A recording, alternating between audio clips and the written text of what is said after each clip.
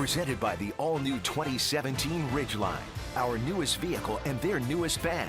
Honda, official vehicle of the Toronto Blue Jays.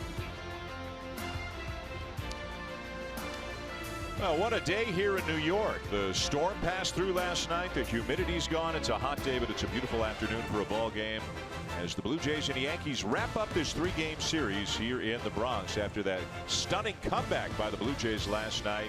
12 unanswered runs to win the game 12-6 and give themselves sole possession of first place heading into action today. Let's check out the starting lineup for John Gibbons and the Blue Jays in this game. A couple of changes. There's a lefty on the mound for the Yankees, CC Sabathia. Troy Tulowitzki obviously would be in there and hitting fifth regardless. And look at the numbers that he's got: 440 and 10 RBIs in his last 7 games. And Ezequiel Carrera, a left-handed batter who's hit very well against left-handed pitching this year. CC Sabathia had very good numbers against Michael Saunders. So Saunders not in the lineup this afternoon. Carrera and Siciliani both in the outfield for the Jays. Michael Saunders just 1 for 17 against CC Sabathia. Sabathia making his 25th start against the Blue Jays overall. It's his 15th start as a Yankee against the Blue Jays, and he's lost 4 consecutive starts at the hands of the Blue Jays after he had a 10-1 stretch in his previous 12 starts. CC Sabathia is among the leaders in active pitchers for wins and innings and strikeouts. He's had a terrific career, and it all started way back in 2001 while pitching with the Cleveland Indians. And if you look at the active list, he and Bartolo Colon are 1-2 on just about every active list. Sabathia and Jay Happ here this afternoon, and Devin Travis again in the leadoff spot for the Blue Jays, hitting .299 on the season. Travis looking for his first career base hit against Sabathia. He is 0 for 11 lifetime against him. Travis will be followed by Donaldson and Encarnacion.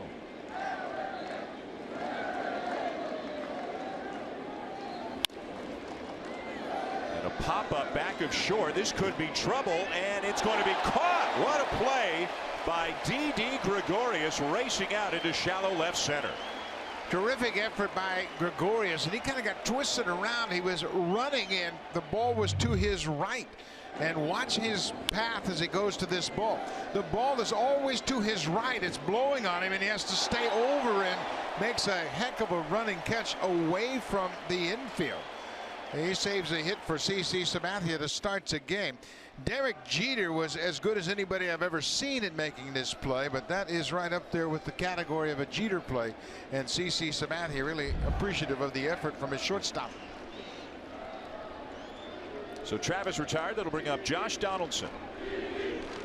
The Donaldson walk to lead off the 8th inning. The guys back in the studio have talked about it. You've talked about it.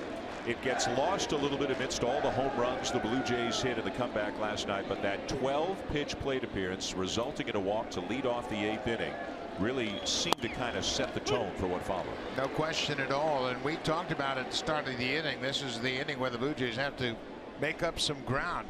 Donaldson, Encarnacion, and Saunders were the scheduled hitters, and Josh walked and set the table for Edwin.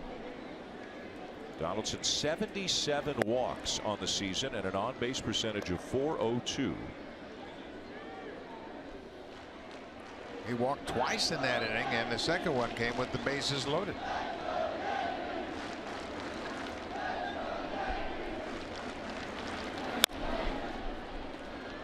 That one will go foul. Donaldson facing a guy he's very familiar with. As Buck mentioned, Sabathia, of course, has been around a long time.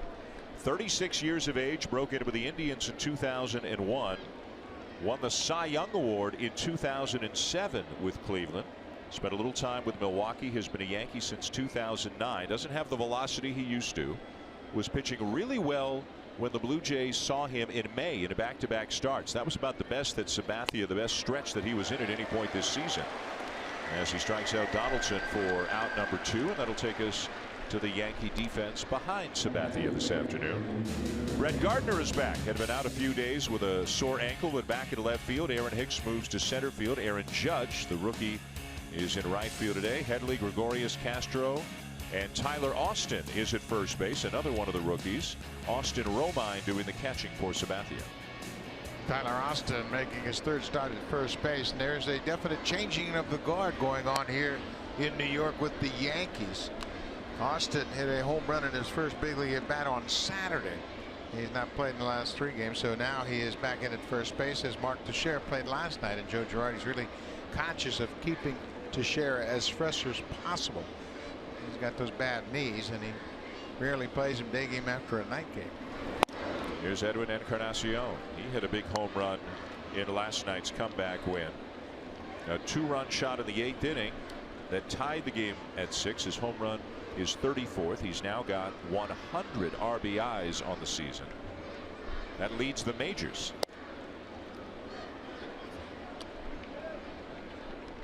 And we saw a lot of emotion from Encarnacion, from Russell Martin, from a lot of the guys last night as they began the comeback in the 6th and then took it to the next level in the 8th.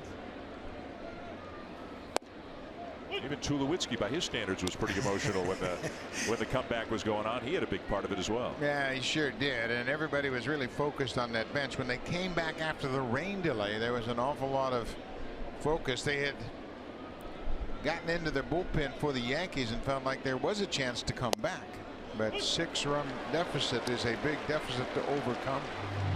Encarnacion doesn't show a ton of emotion, but look at him in the dugout during the 8th inning last night after one of the key hits gave the Blue Jays the lead.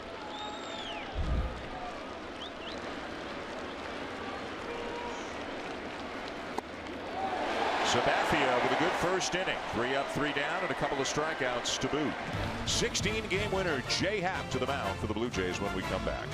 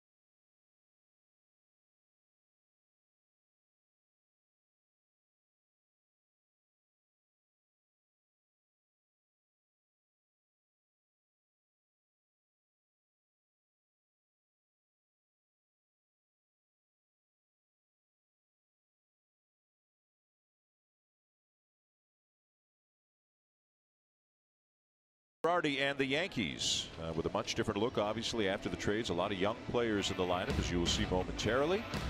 One guy who's back, as we mentioned, is Brett Gardner, but he doesn't have a hit against the Blue Jays this season. He is 0 for 27 against Blue Jay pitching here in 2016. Didi Gregorius dropped down to the lineup because of lefties on the mound for the Blue Jays, but actually has very good numbers against left-handed pitching, hitting .343 on the season. You can see Sanchez and Judge, 2 of the rookies, hitting 4th and 5th this afternoon for New York. Well, Jay Happ's had a career season 16-3. He hasn't lost a game since June 6. He's won his last 10 decisions. ERA very impressive, under 3. He has really handled right-handed hitters this year because he's been able to get the fastball inside. He can elevate that fastball, he can sink the fastball down and in, and he has really had a breakout season this year pitching with the Blue Jays. Already a career high in wins. First year of a 3-year deal that he signed with the Blue Jays. Has pitched great and has had great run support. It's all come together for him. The Blue Jays scoring better than 6 runs per game when Happ's been on the mound, but he has earned the victories that he's had. I think the only one you can look at and say, man, he didn't pitch great, but he got a win, was in Colorado in a 14-9 game. But you get those kinds of wins sometimes in Colorado. Yeah, that's the one thing about him, is he gave up 5 runs on 9 hits over 5 innings, but still picked up the win. When he left, it was 8-5, but he picked up that win. As we mentioned, he has not lost since the Tigers beat him in Detroit. He falls behind Gardner, 2 balls, no strikes. Gardner, the left fielder, hitting .263, 7 home runs. Has some speed, of course, 13 stolen bases. Has had trouble staying healthy over the last couple of years. When he and Jacoby Ellsbury are both healthy and at the top of the lineup, the Yankee offense is a lot better. That hasn't always been the case. Ellsbury is out of the lineup today. It wouldn't be a shock to see maybe Brett Gardner's in a new uniform in 2017. They didn't trade him at the deadline, but if they continue with the youth movement, would they try to peddle Gardner somewhere else in the winter? Yeah, you think that's a possibility for sure, because the contract and Ellsbury signed for a longer haul. But this year is really kind of unusual. You mentioned the 0 for 27 for Gardner. Despite 0 for 27, he's still a .282 career hitter against the Blue Jays. Coming into the season, he was hitting over .300 for his career.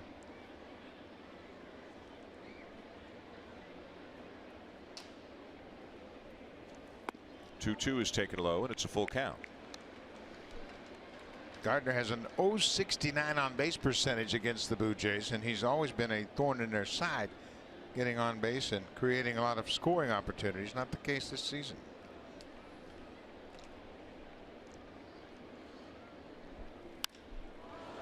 A swing and a fly ball to left field. And Siciliani reaches up in the sunshine to make the catch. One down. Chance to look at the Blue Jay defense behind J-Happ. You just saw Siciliani in left field. He's joined in the outfield by Melvin Upton Jr. and Ezekiel Carrera starting for the second game in a row in right. Darwin Barney gets a start at third base today. Josh Donaldson is DHing. Tulowitzki, Travis, and Encarnacion to round out the infield. And Russell Martin with that hot bat back in there catching again. Day game after a night game. Darwin Barney making his 18th start at third base. He has committed 4 errors, but all of those errors came while playing second base. And John Gibbons has done a terrific job with all of his regulars, making sure they get ample rest to stay fresh down the stretch. And Donaldson getting a half a day off, if you will, as the DH this afternoon. The whole team gets a full day off tomorrow. The team will fly to Cleveland tonight to begin a weekend series with the Indians over the weekend.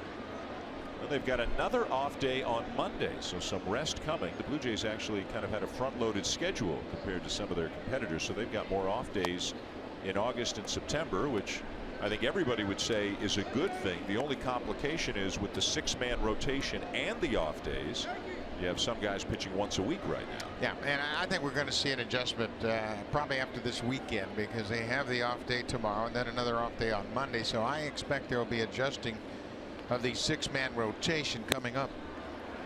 And a swing and a miss. Happ gets Chase Headley. Struck him out with a fastball, which is something that Happ has done about as well as anybody. In the last month, J-Happ has 36 strikeouts. 34 of them have come on fastballs. Yeah, and he's got the unique ability to pitch upstairs with that fastball. He's got a little extra skip on his heater when it's upstairs, and he tells me now he is really using the fastball a lot. Early in the account, he'll try to locate the fastballs to the corners, and then he'll just turn it loose and run it upstairs. Starlin Castro steps in with 2 outs here in the bottom of the first. Getting back to the Blue Jay pitching right now, listed for the Cleveland series: Francisco Liriano Friday night, Aaron Sanchez Saturday night, and then Marcus Stroman Sunday afternoon. As we talked about last night and the night before, this could still go a dozen different directions in the next couple of weeks. Yeah, and I think it will. I think because of Estrada's short start, I think there's a possibility of bumping him up and maybe missing Sanchez. Castro sends a fly ball to left. Siciliani with the shades down finds it. Of course, a couple of putouts in the inning, and the Yankees are gone in order in the bottom of the first.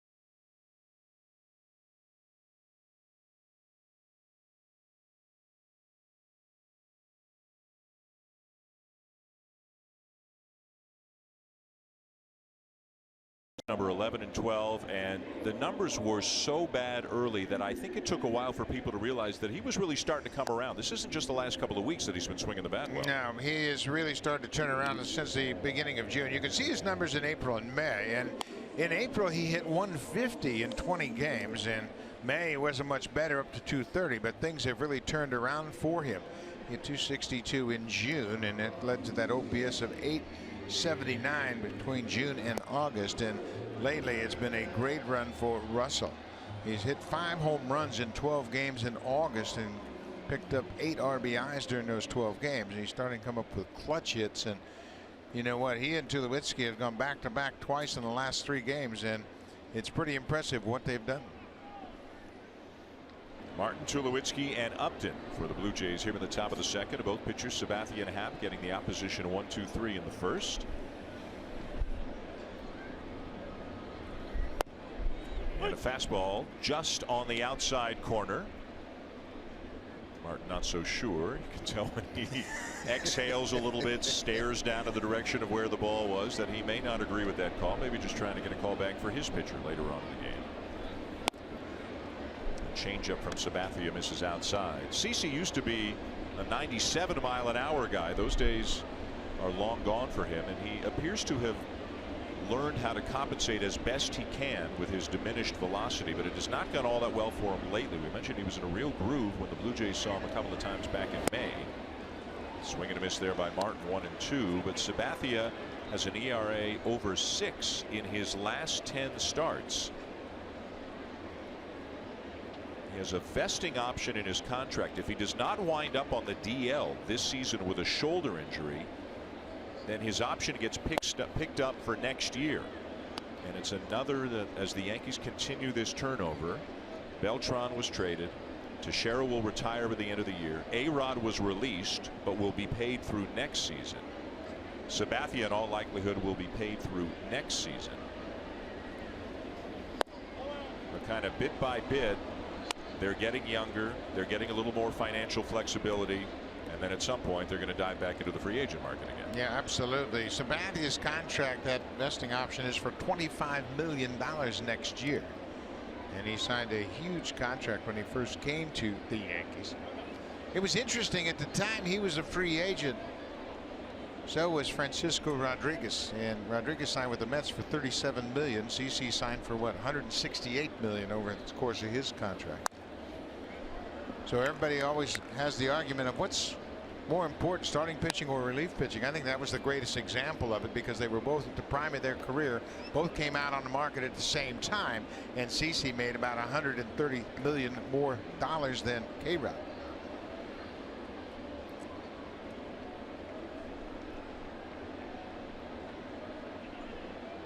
And had some very good years for the Yankees towards the beginning of his tenure. Goes with a breaking ball, and he gets Martin swinging for out number 1. Well, as you mentioned, Dan, CC was a hard thrower early in his career. It's not the case anymore. He has to pitch with his head, and you can see how he mixes up his pitches so effectively. 34% fastballs, 30% cutters. That last pitch to Martin was a slider.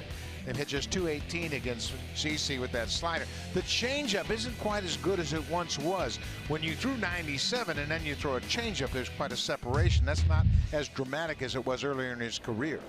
Hitting 312 against the changeup. Tulowitzki sends one fair down the right field line for a base hit. When you're hot, you're hot. He's hot right now. A 4-hit game last night. He was 4 for 5 in the ball game with a home run and couple of runs scored. And you're right, when you're hot, you're hot. Balls off the end of the bat, they find a hole. Early in the season he would hit line drives and it'd end up at a defender, but right now he's swinging a red hot bat and he gets on base here with 1 out. Yankees are one of the more aggressive teams in terms of defensive shifting, both how often they do it and how extreme that shift sometimes is. And this is something we're seeing more and more against a right-handed batter where the first baseman is way off the line. Just close enough so that he can get back to the bag on a ground ball to one of the other infielders, but it leaves a lot of room down the right field line. Yeah, it sure does. And I think the Blue Jays are still trying to determine what kind of arm Aaron Judge has in right field. They haven't seen him make many throws. He threw 1 throw from the warning track. It looked like he's got a strong arm. Here's Melvin Upton Jr.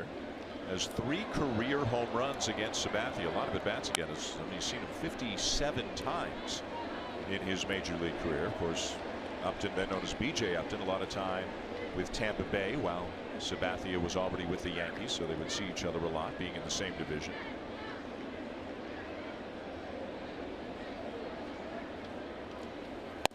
Upstairs, 2 balls and a strike.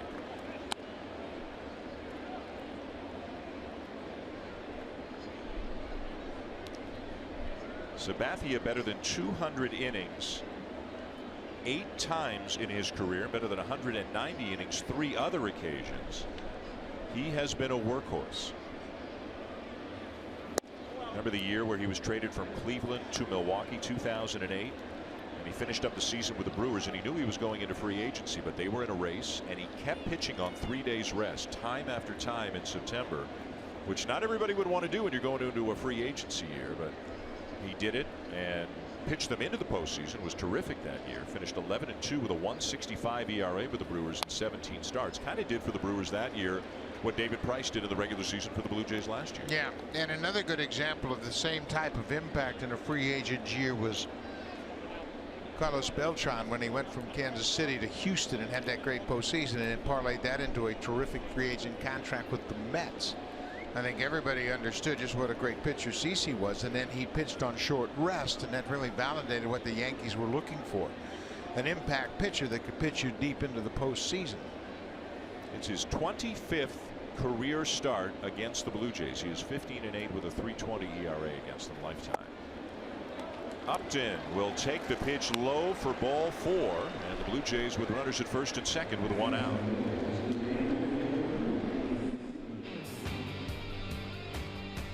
Get a hit of color during Canada's Color Expert Sale, only at Home Hardware and Building Center locations. Homeowners helping homeowners with expert advice. Welcome back to New York City. Dan Shulman and Buck Martinez. Final game of this series between the Blue Jays and the Yankees. If the Blue Jays can win, it'll be the 5th consecutive series win for them here in New York, which, as we mentioned last night, is something no team has done since the Indians did it in the 1960s, the late 1960s. There's a pitch outside, ball 1 to Ezequiel Carrera in his 2nd game back since coming off the DL from the Achilles injury. Kevin Pillar could be back Tuesday. Jose Bautista could be back later next week. As bit by bit, the Blue Jays hope to get healthier heading into the season's final month. Carrera had a big hit in the 8th inning in last night's game. You see Pillar still wearing that splint on his thumb. He has been swinging the bat here. He's been playing catch, and he's going to go to Cleveland, enjoy the off day tomorrow, and then come out and work out with the Blue Jays in Cleveland, and then it'll be determined whether or not he'll go on a rehab assignment. Early opportunity for the Blue Jays. 2 on with 1 out as Carrera lifts a fly ball to left field. Gardner's heading back, still going back, and it's over his head and off the wall. Tulowitzki around third will come in to score. Upton into third on an RBI double by Carrera as the Blue Jays take a 1-0 lead. Ezequiel Carrera had a big hit in that 8-run 8th inning in last night's game. It too was also against the left-hander. His 8th double is going to be good enough to drive in the first run of this game. Tulowitzki scores. Carrera stays on this pitch. It's away, and he has hit lefties well all season long, hitting .390 against them, and he takes this one off the wall over Gardner's head. Tulowitzki can jog home, and Upton ends up at third. Blue Jays were missing this bat. He's a guy in the bottom of the order can turn the lineup over and keep things going. And here's a guy, Darwin Barney, who before the All-Star break, and now he's going to add to it. He was doing great before the break down at the bottom of the lineup. Has been struggling lately, but he comes up with a 2-run double. The bottom of the order has not produced a lot offensively in recent games for the Blue Jays, but Cabrera and Barney go back-to-back with doubles, and it's 3-0 Jays. And Darwin Barney, what a job he did early in the season, and today he's starting at third base, filling in for Josh Donaldson, his 18th start at third, and he doesn't waste any time. It's his first hit off CC Sabathia, and it's a pretty good pitch, a cutter down and in. He turns and hits it past Headley down the left field line. Up Upton jogs in, and right behind him, Herrera runs home with the third Blue Jays run of the inning. Barney had been just 3 for 36 since the All-Star break. First pitch swinging, doubles to left, drives in a couple. And the Blue Jays off to an early start, up 3-0 here in the second inning. For Darwin, it's his first RBI since the 27th of July. And it had been quite a drought, but he has really worked hard trying to focus on staying on pitches and using the big part of the diamond. But that time he had a tough pitch inside. Daryl Siciliani gets another start in left field, a batting ninth. We mentioned Michael Saunders not in the lineup. 1 for 17 in his career against Sabathia, one of the reasons why Saunders is sitting.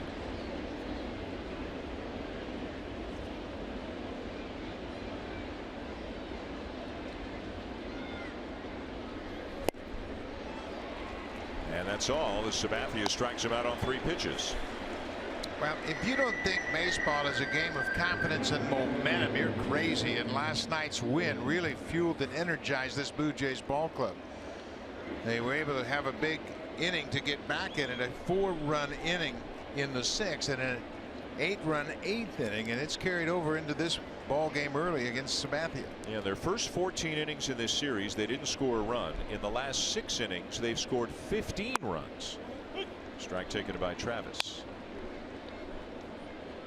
Popped up a nice running catch by Didi Gregorius, over the shoulder catch out in left center to deny Travis of a base hit.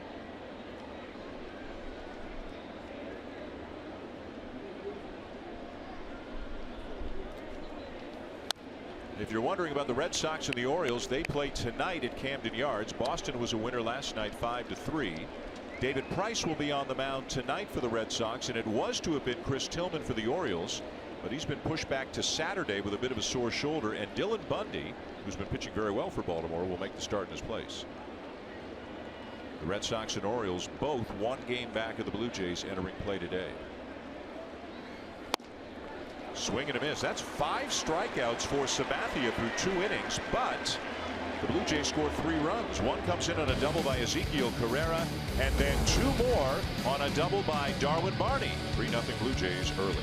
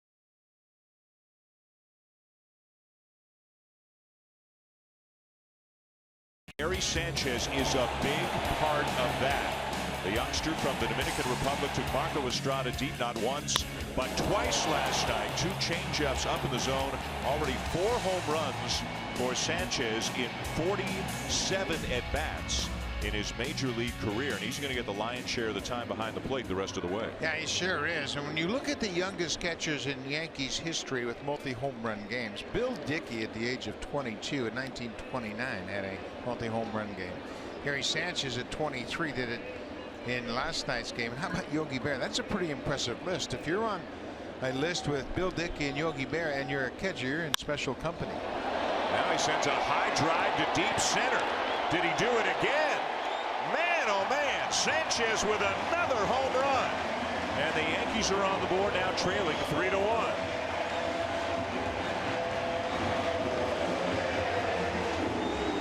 Well, Bill Dickey and Yogi Berra are in the Hall of Fame.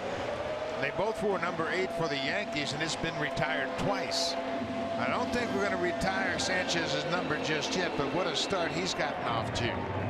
He's the DH this afternoon. He's got big power. This pitch is away, and he takes it to dead center. He hammered 2 changeups last night against Marco Estrada, and today he connects against Jay Happ. That's the 16th home run that Happ has allowed to deep center field. So 5 home runs in 48 career major league at-bats for Gary Sanchez. As Buck mentioned, DHing today, but expected to get most of the work behind the plate the rest of the season. And most of the work out in right field the rest of the way figures to go to Aaron Judge, who's got a couple of home runs in his first week in the big leagues. Also, Martin liked the pitch. Trip Gibson, the home plate umpire, didn't as much. And the count is 1-1 on Judge. 5 for 14, couple of homers, a double already. And there's a strike. Looks like 3 strikes in the pitch tracker, but it's a 1-2 count. Aaron Judge, a very impressive physique, 6'7", 275. And Happ gets the fastball by him. Foul tip held by Martin for out number 1. I think the one thing that has helped Jay Happ all season long is his tempo. He gives up the home run. He comes right back to Judge and throws fastballs. So he pounds that fastball upstairs for a second strikeout this afternoon. Happ's pitching with a lot of confidence, and there was a time when he'd give up a home run and then he'd think about it and try to figure out what happened, what went wrong. Now it's, hey, home run, next guy, let's go. That's worked very well for him. Next guy is Didi Gregorius, who takes a strike right at the bottom end of the zone. Gregorius has hit 3rd the last 3 games for the Yankees with a lefty on the mound today. He's hitting 6th, 287 and a career high 16 home runs for the shortstop. In the air down the right field line and back out of play. Jay Happ, as you mentioned, Buck, has been on a tear. He's been great all season, but even better over his last 11 starts. Yeah, he sure has. He went through a little bit of a sore shoulder period. He didn't miss any time, but his shoulder was a little bit tight. He didn't have that flexibility or the strength to really drive through his pitches, but over his last 7 starts, he has bounced back very dramatically. And he strikes out Gregorius. Another very aggressive approach for Jay Happ. Back-to-back strikeouts after the leadoff home run here in the second. But you can see he's pitched well against the Yankees in his previous 12 starts. And, you know, Jay has talked about it. He said, I used to worry about being too fine. Now I trust my pitches. I turn it loose. And because of the movement on that fastball, he's able to get Gregorius to chase. Tyler Austin getting a start at first base today for the Yankees. He came up over the weekend and made a little history when Austin and Aaron Judge became the first pair of teammates to homer in the first game together. Both of them homering in their first game in the big leagues as teammates. That had never happened before. I don't know that Austin is viewed as quite the prospect that Judge and Sanchez are. And they've got Greg Bird, who, as we talked about last night, has missed the entire season with a shoulder injury. Did some good things for them in the second half of last year, and he figures to be in the mix at first base next year. Down the right field line, but it is foul. Austin's 24 years old, and he has had kind of an up and down career in the minors with the Yankees. At one point, he was even taken off the 40-man roster. And here's a young man from Georgia that has battled cancer early in his teen years. He has bounced back from that, and he's become a very good hitter, and they think now he's going to be able to carry that success into the big leagues. He was wearing out AAA pitching in Scranton Wilkes-Barre in AAA, hitting .323 with an OPS of 1.051. Actually started the year at AA, then got elevated to AAA, and did even better at AAA than he did at AA. As he takes outside a full count, originally a 13th round pick back in 2010.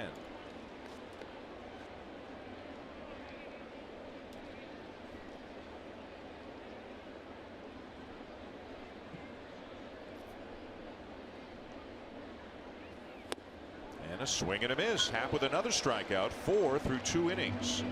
But a run for the Yankees on yet another home run by Gary Sanchez. 3-1 Blue Jays at the end of 2.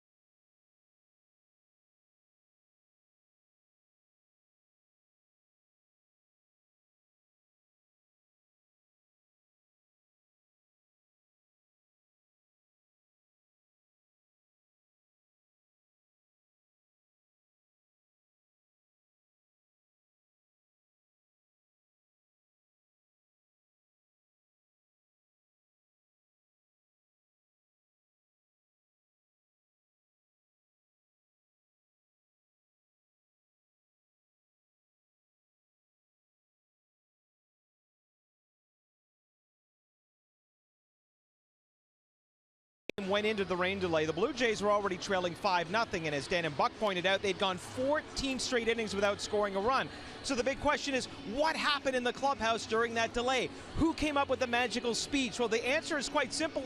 No one did. John Gibbons did not address the team. I spoke with any of the players. They either sat in their lockers with their headphones on or just relaxed when they got back into the dugout, especially when they realized that Pineda was not coming back into this game. There was a sense of energy. There was never a feeling that we're out of this game. They felt that they had a great chance to get back into it. And as was the case last year, guys, when they had that doubleheader in Washington and the guys simply took a nap after a disappointing game and came back with a huge win, that turned out to be a pretty big turning point. And the Jays are certainly hoping what happened last night is something that they can ride on and draw from as far as getting that experience going. All right, Barry, thank you. No question, if the Blue Jays go on to make the postseason and maybe win the division, last night's game could be a game that they all look back on and say, hey, that was a significant win. Yeah, it's a 162-game season. It's a long season, but that win stands out more than most. Here's Josh Donaldson, struck out his first time up. CC Sabathia has got 5 strikeouts through 2, but he's also given up 3 runs already. Yeah, when you have a rain delay like last night, I think everybody just kind of sits around. The biggest question is, what are you going to eat? That was our biggest question. And of course, you don't want to eat too much because you're going to go back and play a little bit. And Russell Martin said, 45-minute rain delay, you don't expect your starting pitcher to come back. And I think that was encouraging for the Blue Jays, knowing that Pineda probably wouldn't come back. Strikeout number 6. Well, as soon as the 6th inning began, it was Devin Travis who led off the inning with a double. Then remember, Donaldson hit the little bouncer up the third baseline. Headley threw it away. It was a base hit and an error, but a run came in to score. But then Anthony Swarzak struck out Encarnacion and Saunders. So it was 6-1 with 2 outs. Tulowitzki homers, makes it 6-3. Martin homers, makes it 6-4. And then, of course, the huge 8th inning. Encarnacion goes the other way and lines a base hit into right field.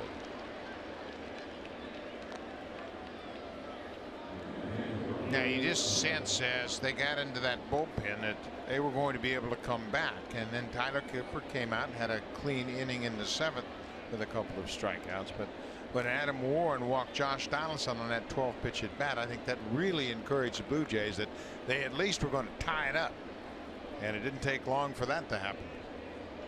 Here's Martin. A home run Saturday, a home run Sunday, 2 more last night.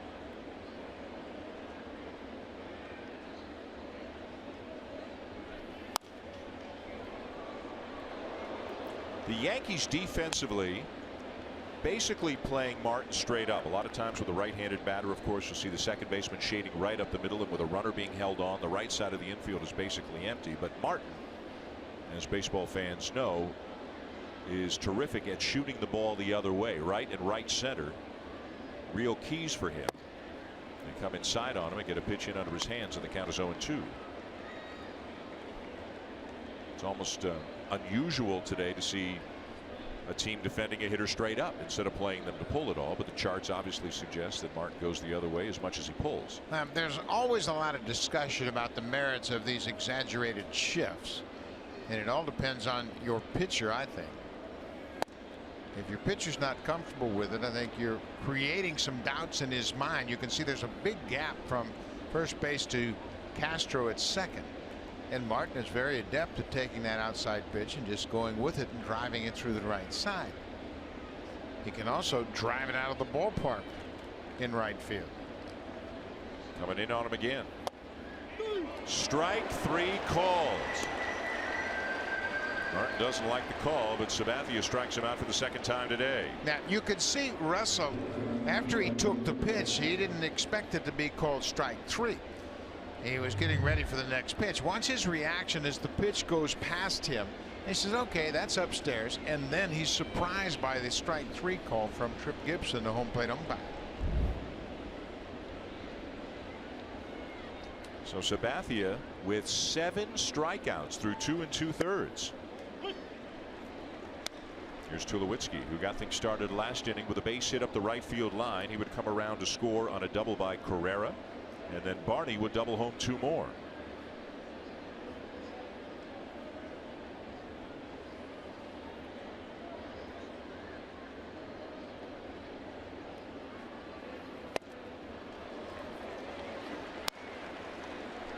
We are seeing both pitchers. Both are around 91, 92 miles an hour. Hapto's a little bit harder than Sabathia, but both are getting a ton of swing and misses so far. Yeah, and I think CeCe's doing it with a cutter and a slider. He's been able to get that slider down and in. He got Encarnacion to strike out the end of the first inning with a good pitch down and in. The 0-2. And a ground ball to second. Castro up with it and on to first, and that's the inning. No runs, a base hit, and a man left to the bottom of the third in the Bronx with the Blue Jays leading 3-1.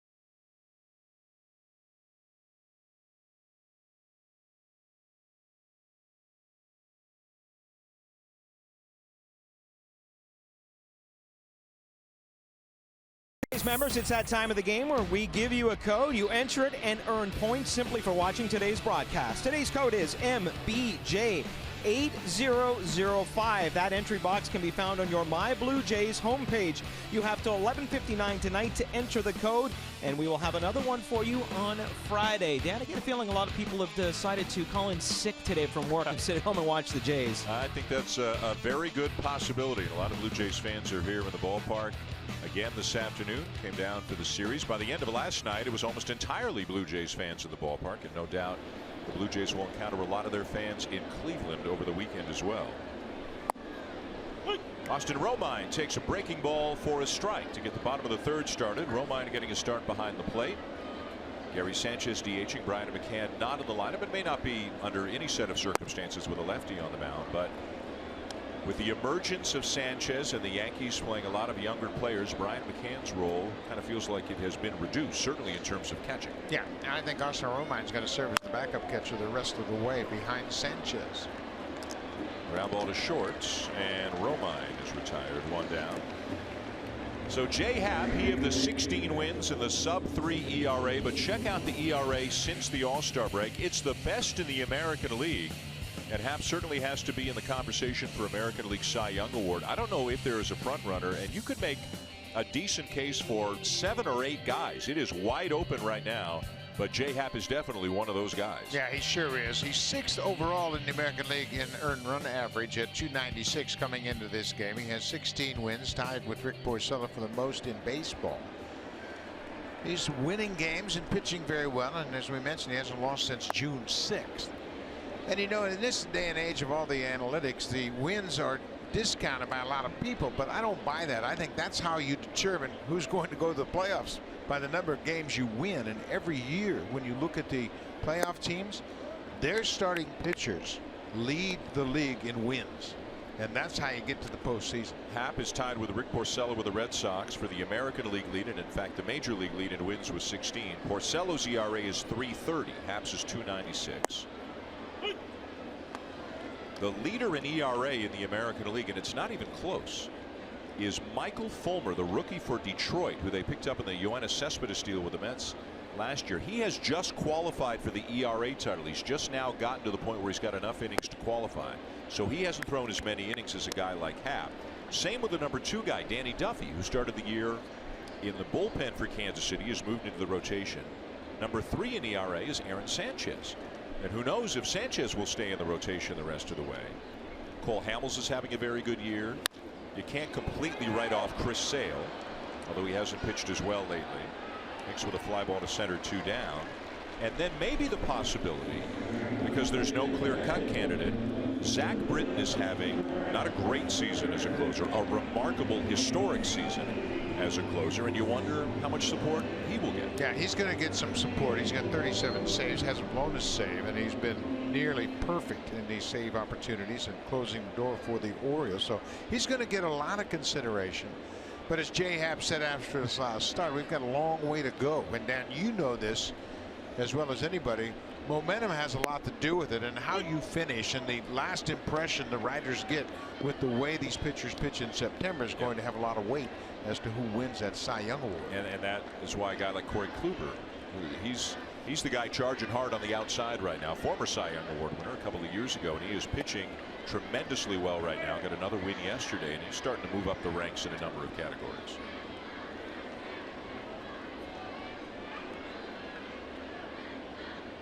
Even with Estrada's day yesterday, the Blue Jays still have 3 pitchers in the top 10 in the American League in ERA. Sanchez is 3rd, Happ is 6th, and Estrada is 9th. Sharply hit and off the glove of Tulowitzki into left field. Gardner is aboard.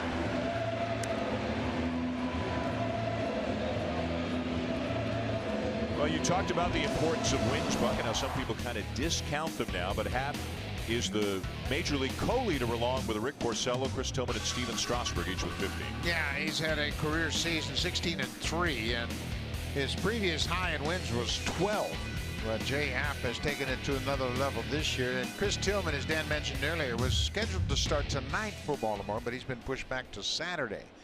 Where Steven Strasburg of the Nationals has really put together another terrific season. Here's Chase Headley. First pitch swinging, he pops it up.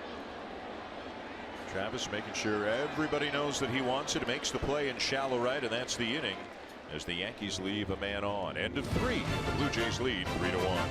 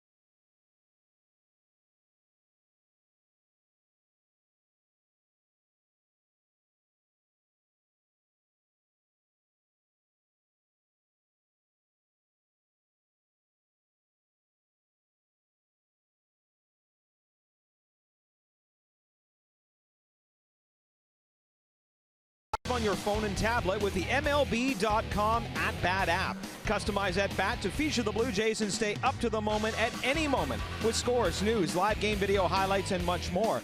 Download MLB.com at-bat, the #1 app for live baseball. To the 4th on an absolutely beautiful day here in the Bronx. Here's Dan Shulman and Buck Martinez. Barry, thank you. That it is. Humidity gone. A nice warm afternoon. A lot of Blue Jay fans taking in the sunshine here in the Bronx. Blue Jays are leading 3-1. Melvin Upton Jr. first pitch swinging, lines one into left field, a base hit. So he's having a good afternoon. Walked and scored in the 2nd, and now aboard with a base hit to lead off the 4th. Upton has hit well against CC Sabathia for his career. That's his 16th hit against Sabathia. Dan mentioned he had 3 career home runs against the left-hander, but he's been on base both times. Sometimes it's nice to see someone that you have hit well in the past to get yourself going again. And of course, he is a threat to run. Romine behind the plate for the Yankees today. Carrera the batter for the Blue Jays. Headley in on the grass at 3rd in case Carrera tries to drop a bunt down. He shows and takes a strike.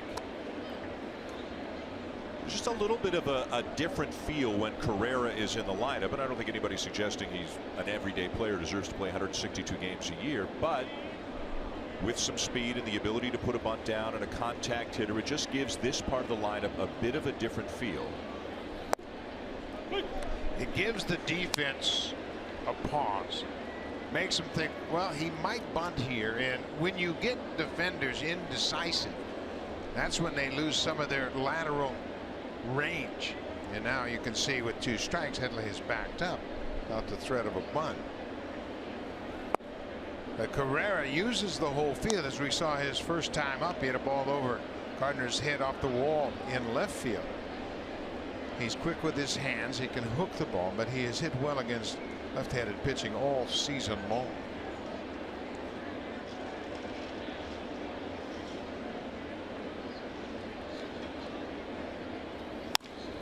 Ground ball to the right side. Castro spins and fires to 2nd to get the lead runner. What a good play that was. Well, it's such a good play because you keep the double play in order. Didi Gregorius was right there anticipating Castro coming to 2nd to get that lead runner. A lot of second basemen will say, you know what, it's taking me away from the bag. I'll just go to 1st, but not Castro. And there's Gregorius waiting on the bag to make the play. But Castro, a former shortstop, very athletic with a strong arm, and they're able to get Upton and keep that double play in order. So Carrera replaces Upton at 1st on the fielder's choice, and now the batter is Darwin Barney, who doubled in a couple of runs in his first at bat in the 2nd inning. So Barney is at 3rd. Donaldson gets a partial day off by DHing, and Encarnacion's at 1st again. Smoke is out of the lineup again this afternoon for the Blue Jays. He has not been swinging the bat well recently. Michael Saunders, who did double late last night, but otherwise has been struggling recently, and as we mentioned, does not have good numbers at all against Sabathia. He is on the bench today. So actually a fair bit of versatility and flexibility for John Gibbons as he makes up his lineup on a day-to-day basis, even though he's only got a 3-man bench right now. Right there, because of Barney and what he can do, he can even play in the outfield if necessary, but he can spell his regulars. And today, I think it reflects how important the bottom 4 hitters are in this Blue Jays lineup. They've been on base 5 of the 6 plate appearances they've had so far. And then when you can turn it over, sooner or later, the top of this order is going to do some damage today if these guys at the bottom continue to get on base. Of course, September is just a couple of weeks away. That's when the rosters will expand.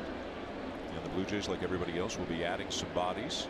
And that'll give them a deeper bench, even if they stay with the 6-man rotation into September. They'll have a deeper pen and more players on the bench as Barney flies out. You would expect Ryan Goins to be back in September. I don't think it would shock anybody if maybe Dalton Pompey came up and spent some time. Maybe it might not be as anything more than a pinch runner, or not much more than a pinch runner, but I think a lot of people would expect to see him back with the Blue Jays in September. I think you're right, and you might see Andy Burns. You might even see Jesus Montero, the former Yankee, who's been swinging a good bat all season long. He's been primarily the DH in AAA Buffalo, but he's hit over 300 for most of the season, and he might be a bat you can utilize maybe as an occasional DH. So I think they have some options, and of course this is the challenge that the front office has right now. You don't want to bring up too many guys where it becomes a distraction. You bring up guys that you think you can utilize and make sure that you have as many options as possible for the manager.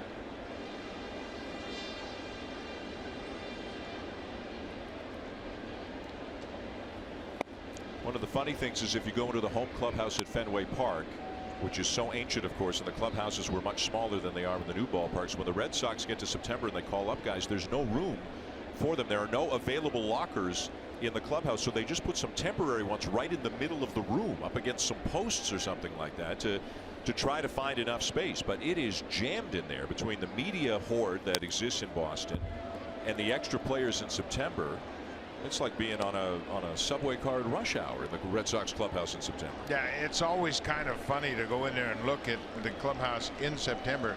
It is jam-packed, and it's small by today's standards with a 25-man roster, but then when you start calling up those additional September call-ups, it really gets jammed. 1-2 the count on Siciliani. And a swing and a miss.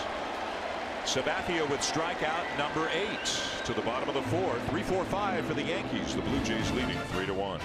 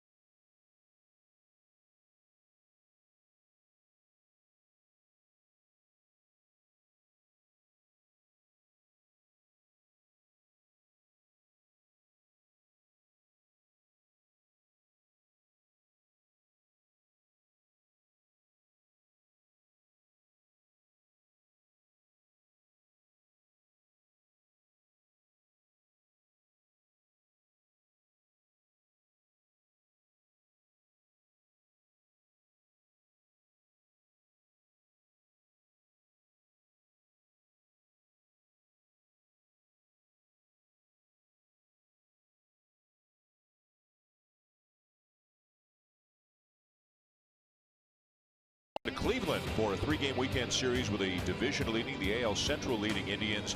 Then they come home for a homestand against the Angels and the Twins, a couple of sub-500 teams.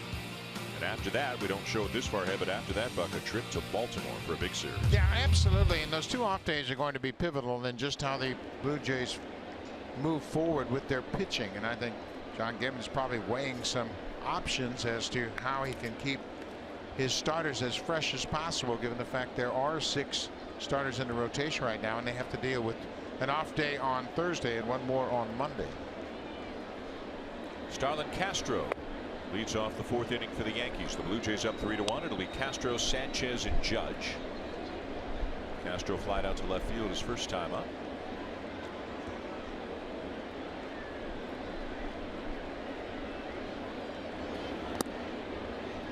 J. Happ through 3. He's given up a run on 2 hits, has not walked a batter, and he has struck out 4. You know, you always talk about pitchers and how many weapons they have, but it all gets back to the ability to throw your fastball where you want to.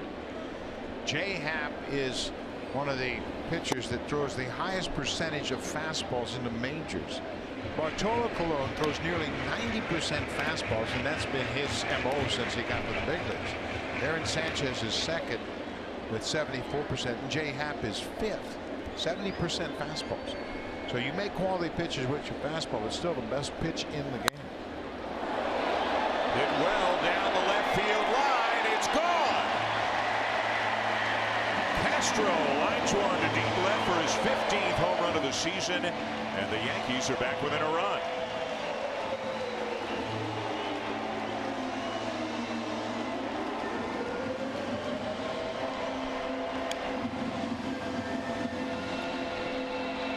Second home run of the afternoon given up by Jay Happ. That makes 17 he's allowed this season. For Castro, it's his 15th home run. And he gets that fastball and turns on it. Happ trying to come inside. Didn't get it in quite far enough. And Castro hits it into the seats just inside that left field foul pole. So the shortstop Gregorius has 16 homers, and the second baseman Castro has 15 homers. Pretty good power out of your double play combo. Well, Gregorius, he has topped his home run total from the previous 2 seasons with those 16 home runs this year. I mean, that's a little bit out of the norm for Gregorius, but Castro's got some pop. He's got a chance to hit 20 home runs in this ballpark. Gary Sanchez, who homered his last time up, his 5th already. There's a 2-0 count on him now. Gregorius a couple of spots away as Happ misses outside ball 3.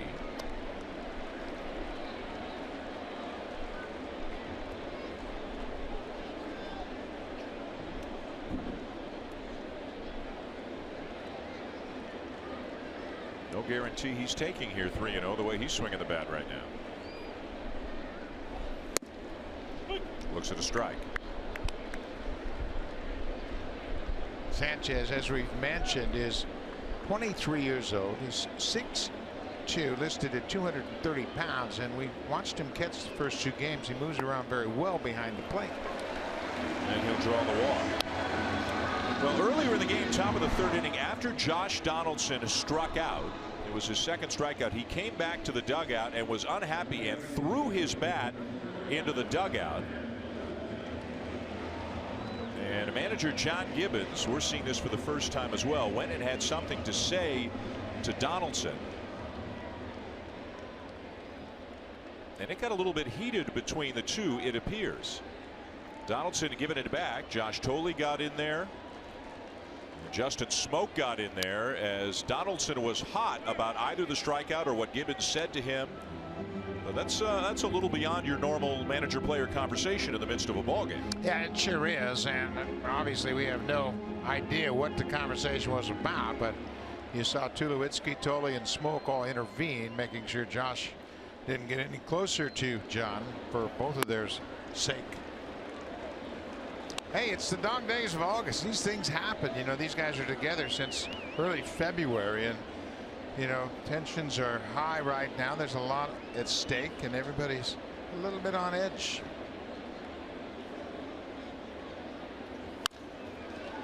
Pulled foul.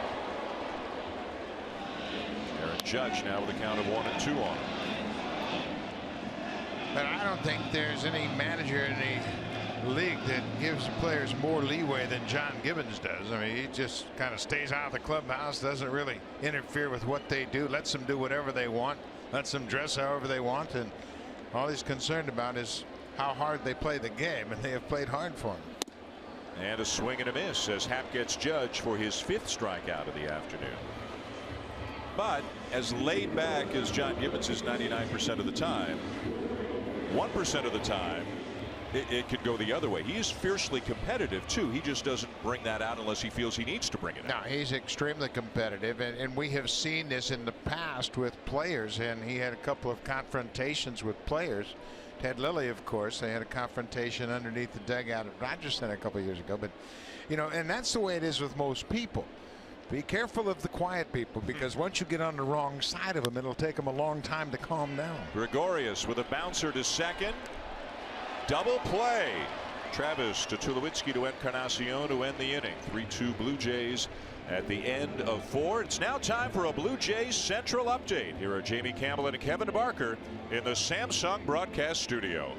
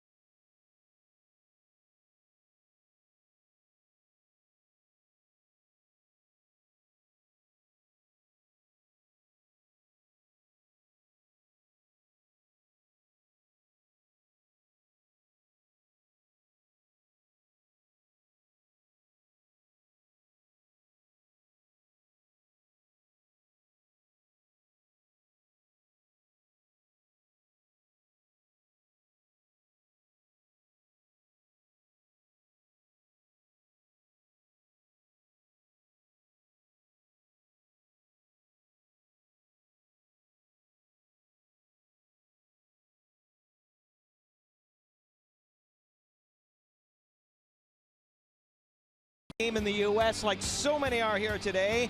You can share your experiences using hashtag from anywhere with Roam Like Home starting at $5 a day. Roam in the U.S. on a share everything plan, and you can use your phone just like you do at home in over 100 destinations around the world. Go to Rogers.com/RoamLikeHome for more details. That's how the fans here, Dan, are making up their little notes to send to the work and say, I'm too sick to come to work today.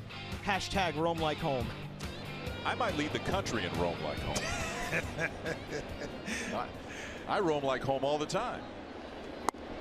As Devin Travis leads off the fifth for the Blue Jays. They've got a 3-2 lead on the Yankees. It was 3-0, but the Yankees have hit a couple of solo home runs off Jay Happ, Gary Sanchez, and Starlin Castro. Travis, Donaldson, and Encarnacion.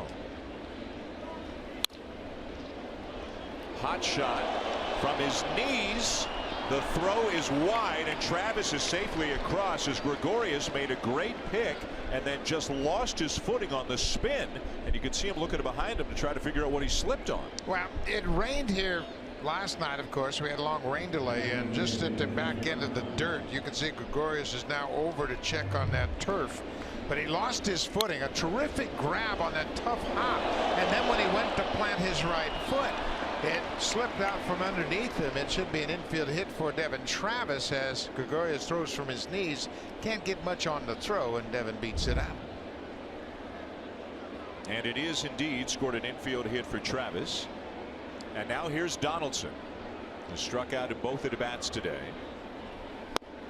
And as you said, Buck, impossible for us to know exactly what was said between Donaldson and Gibbons. Was Gibbons unhappy that Donaldson rifled his bat back into the dugout? Or maybe was there some other issue between them? But Tulowitzki and Tolle and Smoke all got in there in a hurry to get between them. They all sensed that trouble was brewing. That's a fair ball to second, not in time. Travis beats the throw to second base, and everybody is safe. Well, Donaldson was really busting it up the line, trying to beat out what he thought might be a double play. Headley, his throw to second was kind of late, but watch Donaldson coming out of the box. He knows it might be a double play. Headley had to go to the line. A little bit of a hesitation on the throw, just enough for Travis to beat the throw at second. There's the hesitation as he had to regrip the baseball, and by that time Travis is in safely at second. It has been scored as a fielder's choice, not an infield hit for Donaldson. First and second, nobody out. And an opportunity here for the Blue Jays with Edwin Encarnacion at the plate. He is struck out and singled.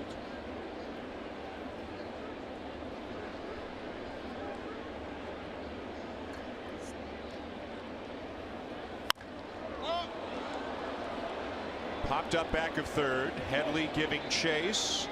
Runs out of room.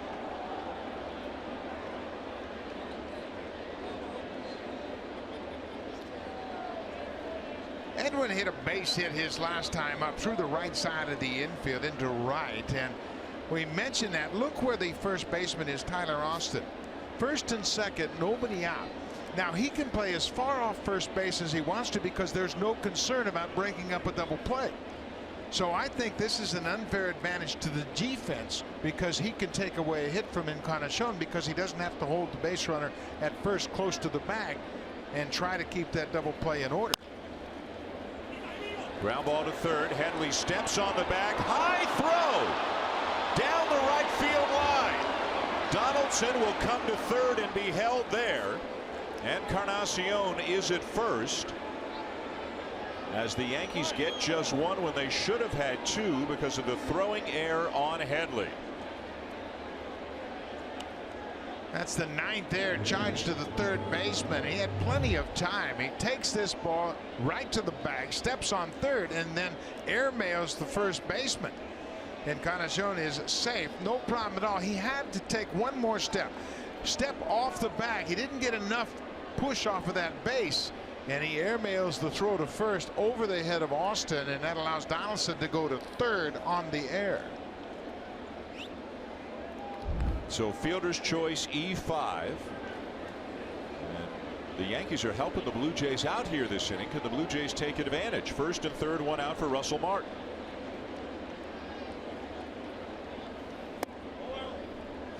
Ball out. crowd, you can hear Trip Gibson, the home plate umpire, saying 1-0 on Martin, who struck out twice today, once swinging, once looking.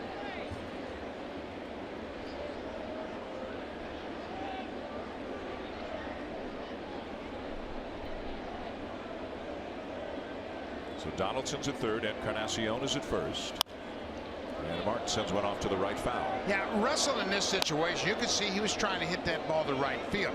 In this situation with runners at first and third and one out, the most difficult double play for the Yankees infielder to turn is from the right side of the diamond.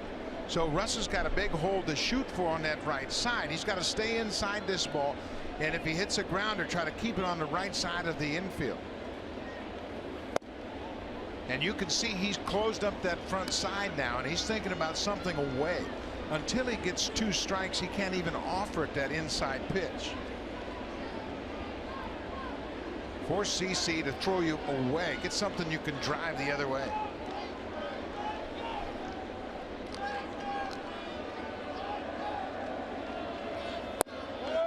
This is where it surprises me sometimes that more teams don't play the first baseman off the bag, just behind the runner, not way back so he can get a 15-foot lead. But you've got a hitter in Martin who hits the ball to the right side. You've got a guy in Encarnacion who is not a fast runner at all, just to give that first baseman a little bit more range on an opposite field hitter like Martin. Yeah, especially with that new double play rule in effect, where the runners can't break up a double play.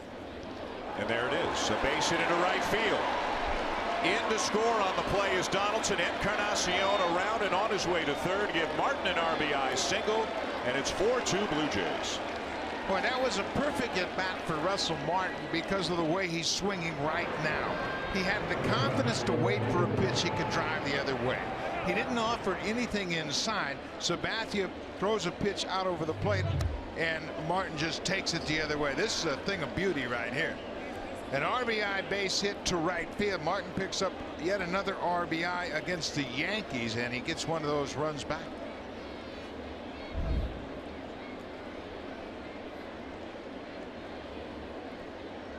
Now Tulowitzki has singled and scored and also grounded out.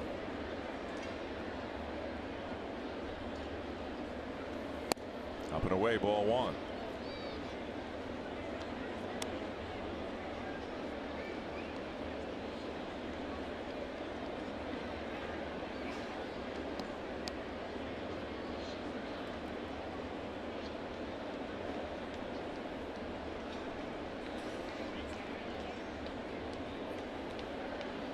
Two Blue Jays, first and third, one out. There's been an error in this inning charged to Headley, a fielder's choice where the Yankees didn't get anybody as they went for the lead runner.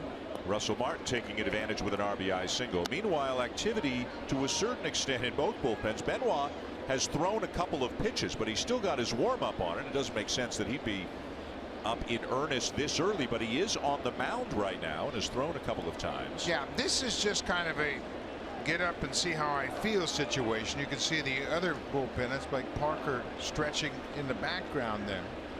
I mean, there's a little bit of activity on both sides of the diamond. And Swarzak was up moments ago, but is not throwing right now.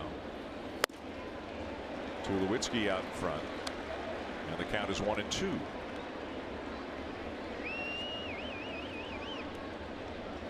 A 4-hit night last night for Troy Tulowitzki, 1 for 2. His average continues to climb. He's at 259 right now. He was at 249 when the series began. When yesterday began, excuse me, he was at 249 when yesterday began, 248 when the series began.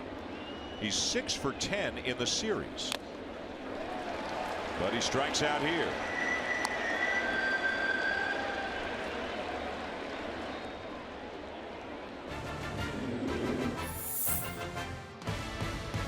We've been there from the start. Honda, official vehicle of the Toronto Blue Jays, proud fan since 1977.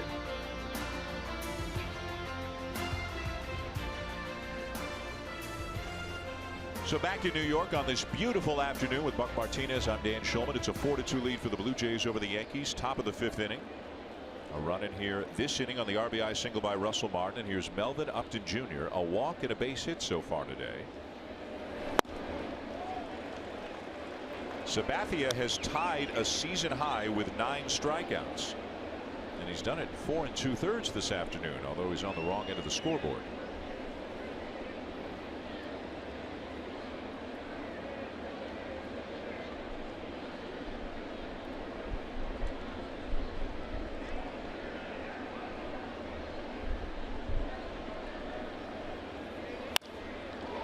Fly ball to right field.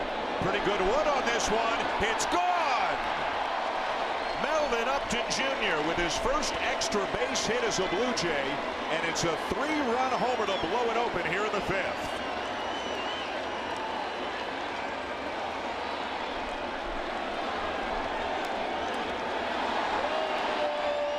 Nothing like a familiar face for a hitter to get himself going. Melvin Upton Jr. been on base 3 times with a walk, a single, and now he gets his first extra base hit with the Blue Jays and a big home run to right. Boy, that'll make him relax a little bit. He's been dying to have a contribution to this ball club, and now he's come up big time with a 3-run home run. And the Blue Jays taking advantage of the short porch. Tulowitzki, Martin, and Upton have all gone the other way for home runs in this series. His 17th of the season, hit 16 as a member of the Padres before the trade. And it is 7-2 Blue Jays. Swing and a miss by Ezekiel Carrera, and it's 0-2.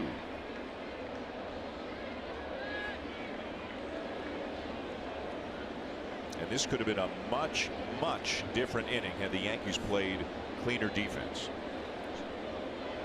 Had they gotten it out on the first opportunity at second base and then had Headley not thrown the ball away the second time. And Gregorius slipped on the Devin Travis infield hit. It looked like a pretty routine play. He made a nice play of it, but then lost his footing and fell to the ground before he could make the throw to first. Then he threw from his knees, not nearly in time.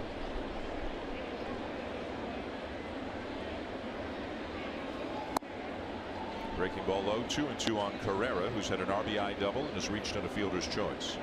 7 runs on 8 hits for the Blue Jays. 2 runs, 3 hits, and an error for the Yankees.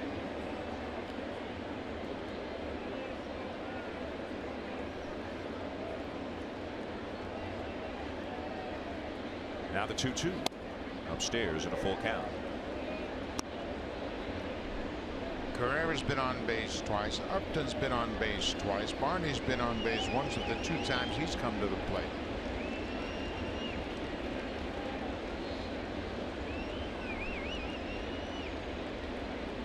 (3-2) and strike 3 called, and Carrera knew it. 10 strikeouts for Sabathia. That's the good news for him. The good news for the Blue Jays is they're doing some damage against him when they are making contact. Melvin Upton Jr. with a 3-run homer. 7-2 Blue Jays.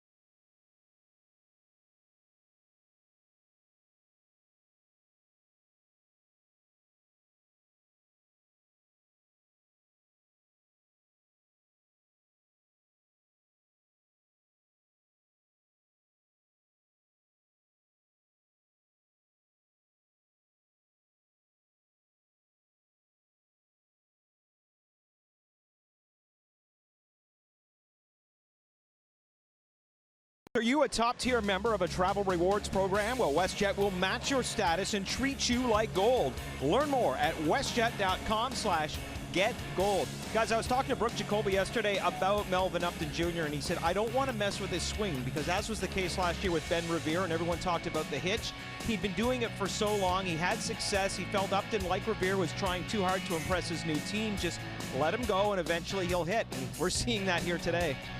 A big 3-run home run to give the Blue Jays a bit of a cushion. They're up 7-2 going to the bottom of the 5th inning. And again, J-Happ getting a lot of run support. If you look at the numbers, how each starter, the kind of run support that each Blue Jay starter has gotten this year, J-Happ gets the most, and it's not even close. According to the Blue Jay notes, J-Happ is getting 6.4 runs per game in his 23 starts. Stroman gets 5.2. Sanchez 4.9, Estrada 4.2, and Dickey 3.6. So Happ has had the best offense the Blue Jays have had to offer out there when he's been on the mound. Again, not to say that he's lucked into some wins, because if you look at the lines, he's pitched very well in almost every game, even when they've scored a ton of runs for him. But it certainly doesn't hurt. But man, oh man, it's got to feel good when you go out there knowing, Buck, that the offense is probably going to do some things for you. Well, one kind of complements the other. The hitters are relaxed because they know J-Happ is pitching so well as he gets the first batter here, Tyler Oster, with another strikeout. And then J-Happ says, you know what, I'm relaxed because I know they're going to score me runs. So he comes out and throws a lot of strikes and gets a lot of zeros up on the board. And because of that, it's been a great combination for Happ and for the offense. 6 strikeouts now for Happ, all swinging. You caught one of the greatest pitchers in Blue Jays history in Dave Steve. Yep. It never seemed like Dave Steve got a lot of run support. In 1985, the year the Blue Jays won 99 games, Steve led the league in ERA at 2.48 and had a record of 14 and 13. Yeah.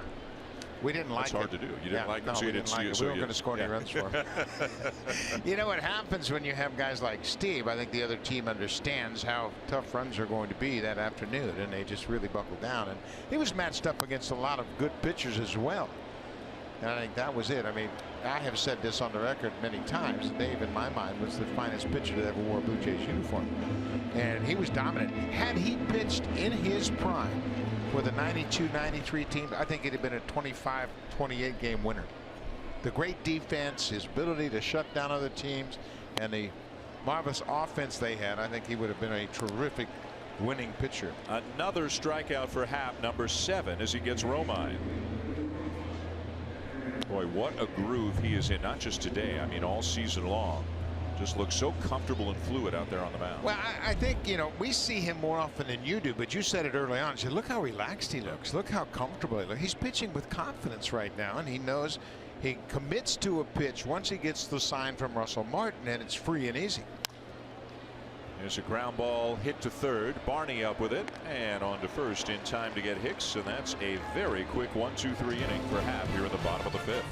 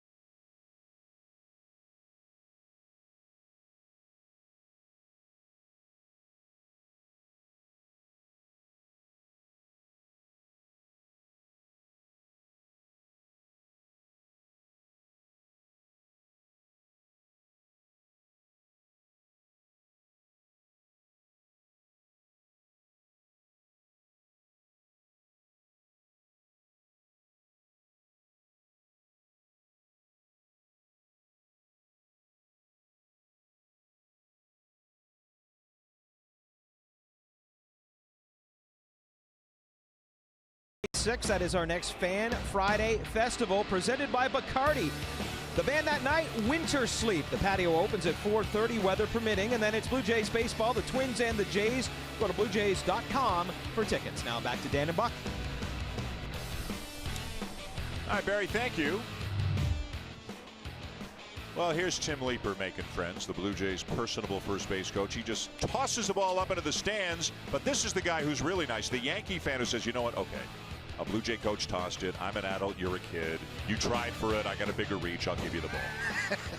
Nice. Very nice. And that's how you make visiting fans comfortable in the Yankee Stadium. Somebody should tell Leeper to take a little more time. Search out some Blue Jay fans before he just tosses that ball. Yeah. It's not his first rodeo. Here's Darwin Barney. 2-run double in the second inning. Flied out in the fourth.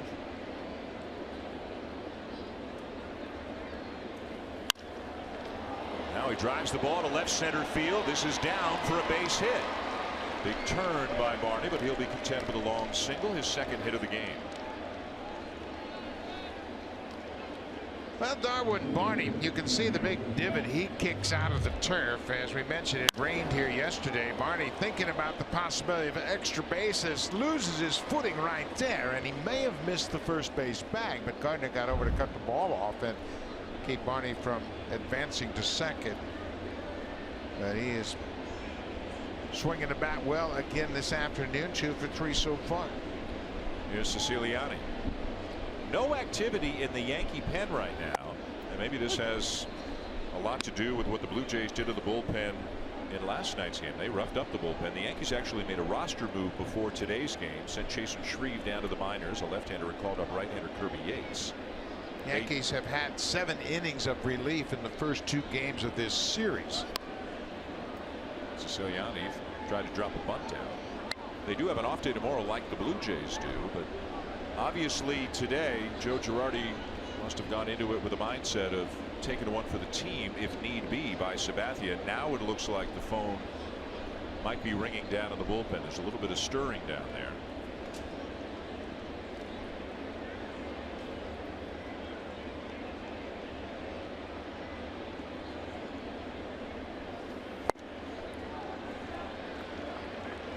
And a swing and a miss by Siciliani. Strikeout number 11 for Sabathia.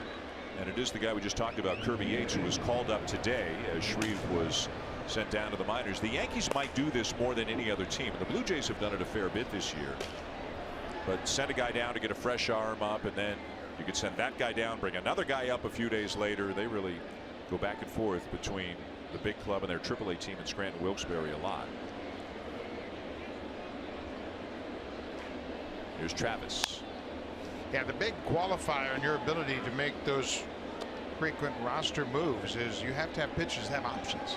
Ryan Tepera has been that guy designated this year. I believe he's had 6 different assignments with the Blue Jays. But you bring in a fresh arm and you send that guy down, and as long as he's got options, you can do it as many times as you want within a year. And that's the tough part. An option is not once up and down. It's if you have options, you can be sent up and down an unlimited number of times in that one season, which is tough on a Ryan Tepera or somebody like that. You know how you beat that?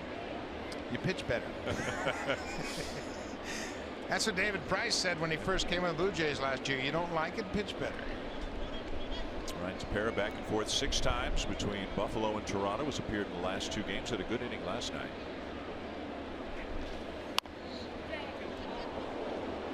You know, managers are fickle that way. They have a tendency for going with the hot hand, whether you're a hitter or a pitcher. You know, you always used to hear the phrase, what's my role? Well, you get more outs, your role gets bigger. Travis 1 for 3, reached on an infield hit an inning ago. Blue Jays up 7-2 here in the top of the 6th. And Sabathia piling up the strikeouts. That is 12.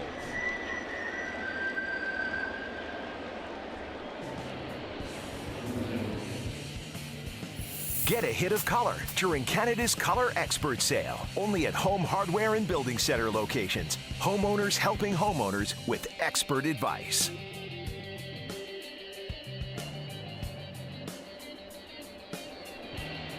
Career Career high in strikeouts for CC Sabathia is 14. He's got 12 today, but the Blue Jays have 7 runs, including a 3-run homer by Melvin Upton Jr. So ultimately the Blue Jays are getting the job done. Still some concern, I think, at the number of times the Blue Jays strike out or have struck out recently, especially in the second half of the season.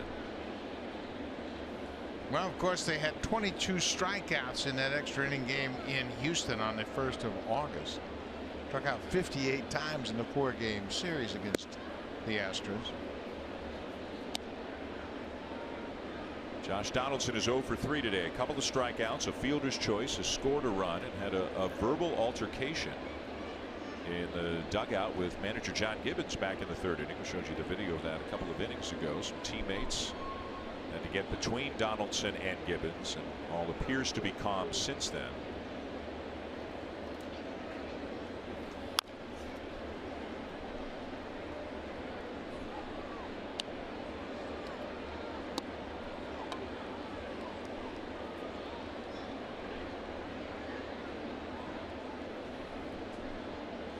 Not a lot of back down in either one of those two guys, Josh Donaldson or John Gibbons. They go about it differently, but neither one's going to give ground very often. Well, and they're like brothers, obviously, and brothers always have spats from time to time here in the clubhouse together so many hours a day. And, you know, people have good days, people have bad days, and ball players, they can't take the day off when they're having a bad day. They have to work through it, and obviously we don't know what the discussion was about or how it was initiated. That seems to be something that's under the bridge now.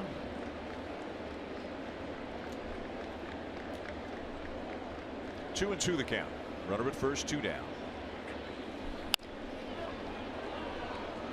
And Castro will make the play unassisted at second to end the inning. To the bottom of the 6th then, Yankee Stadium, and the Blue Jays have a 7-2 lead.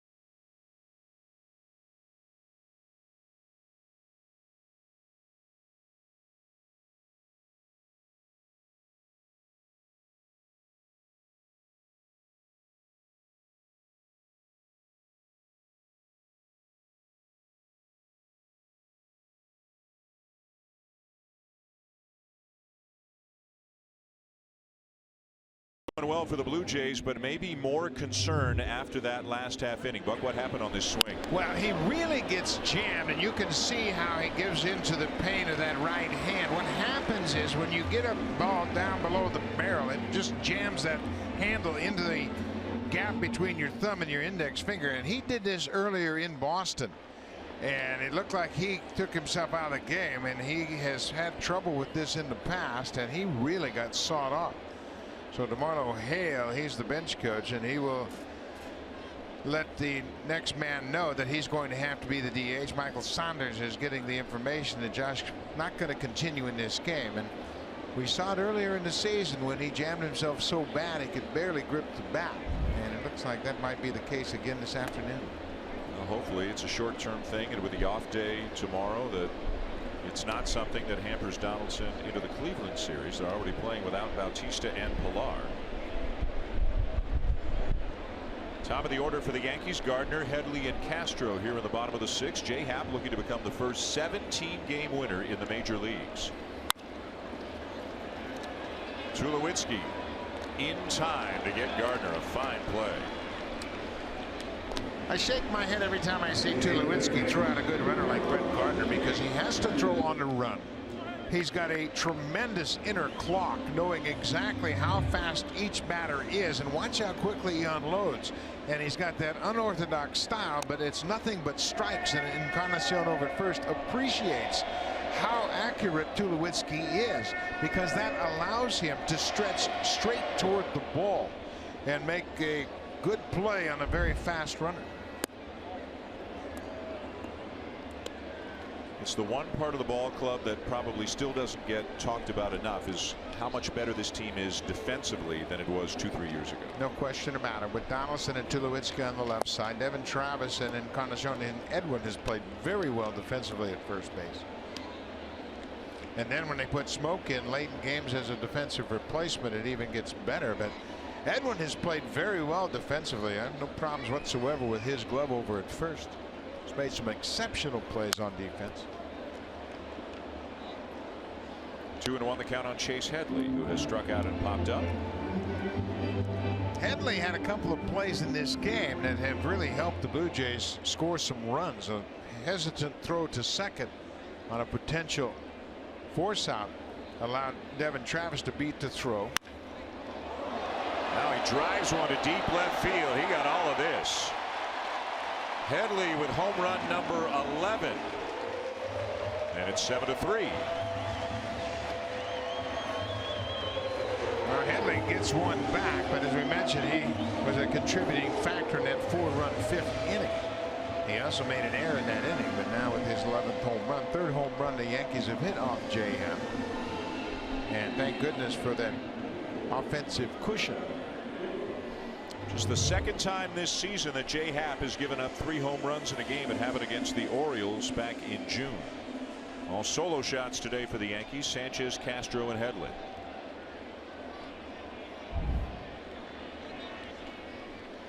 Castro the batter now. The home run that he hit back in the 4th gave him a new career high, 15.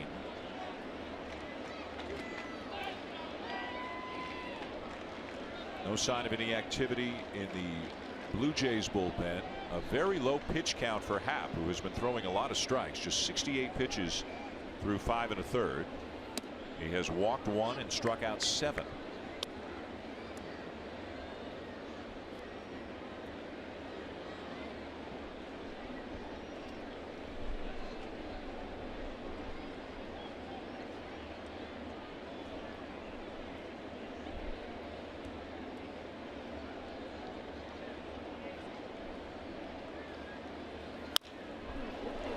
Liner to center field and down for a base hit.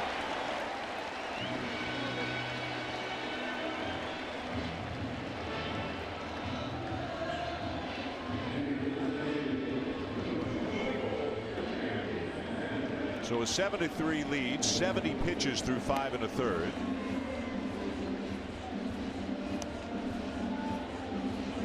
Again, the bullpen quiet. You think back to Joaquin Benoit being up with a jacket on, just throwing the ball lightly, almost as if he's testing something out so that they don't go down to the bullpen and say, hey, get Benoit up, and he can't go. And you wonder maybe if there's a physical concern with Benoit. Yeah, he has pitched since Sunday.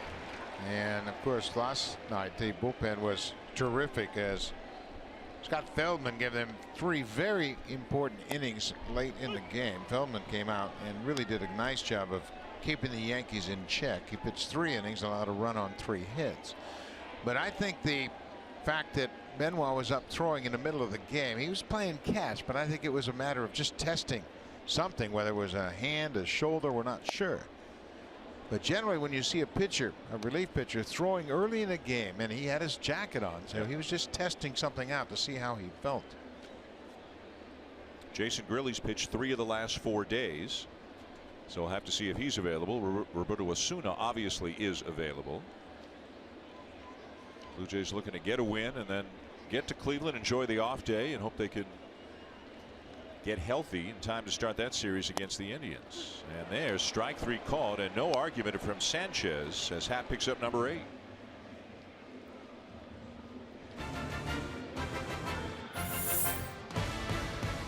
A lot of things have changed, but one thing hasn't. Honda, official vehicle of the Toronto Blue Jays, proud fan since 1977.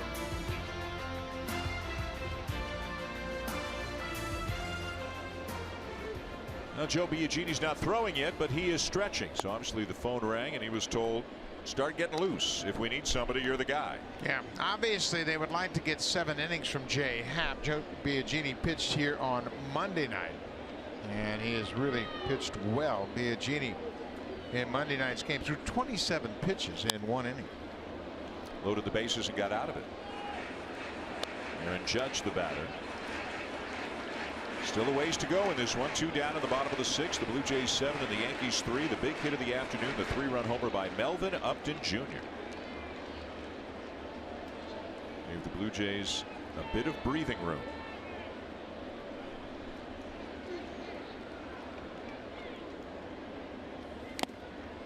Happ riding that fastball up on Judge, swinging a foul tip, and it's 1-2. Yeah, this is where I would challenge Aaron Judge early on. You don't know much about the youngster. We have seen him hit the ball the opposite field, so I'd run the ball up and in on him, see if he can handle that pitch, and that's right in Happ's wheelhouse. That's where Martin sets up, but Happ misses inside.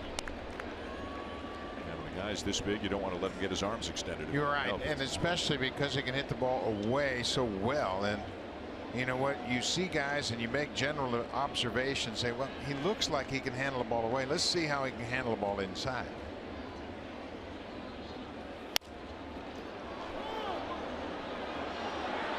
It's dropping it in for a base hit. Castro will come around to third on the bloop single for Judge.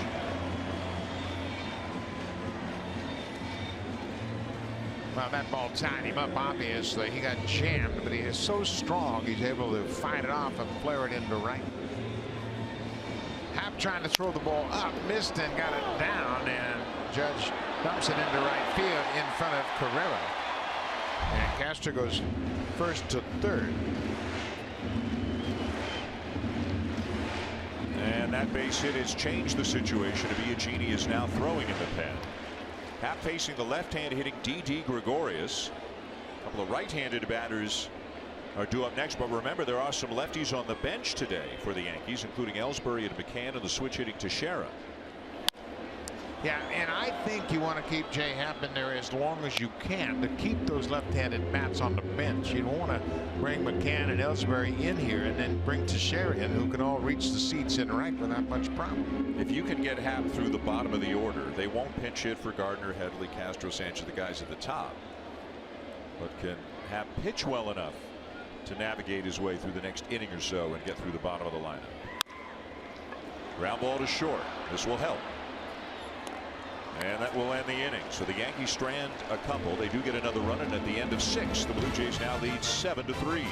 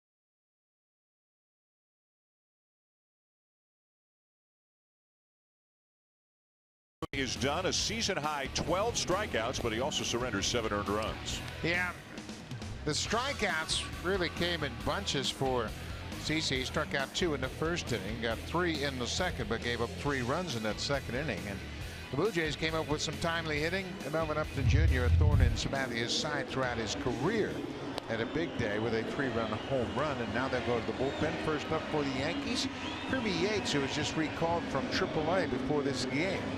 Yates is 29 years old. He's pitched a couple of seasons with Tampa Bay. In this season with the Yankees, he's appeared in 31 games now. 2-1 record. He has 1 save in his career. That came in his rookie season in 2014 while pitching with Tampa Bay. He was originally drafted by Tampa Bay. Actually, he signed as a non-drafted free agent in 2009 by the Rays. He'll face Encarnacion, Martin, and Tulowitzki. 3-4-5 in the Blue Jays lineup. They lead 7-3. The Blue Jays a game up on the Red Sox and Orioles entering play today. Boston and Baltimore play later tonight at Camden Yards.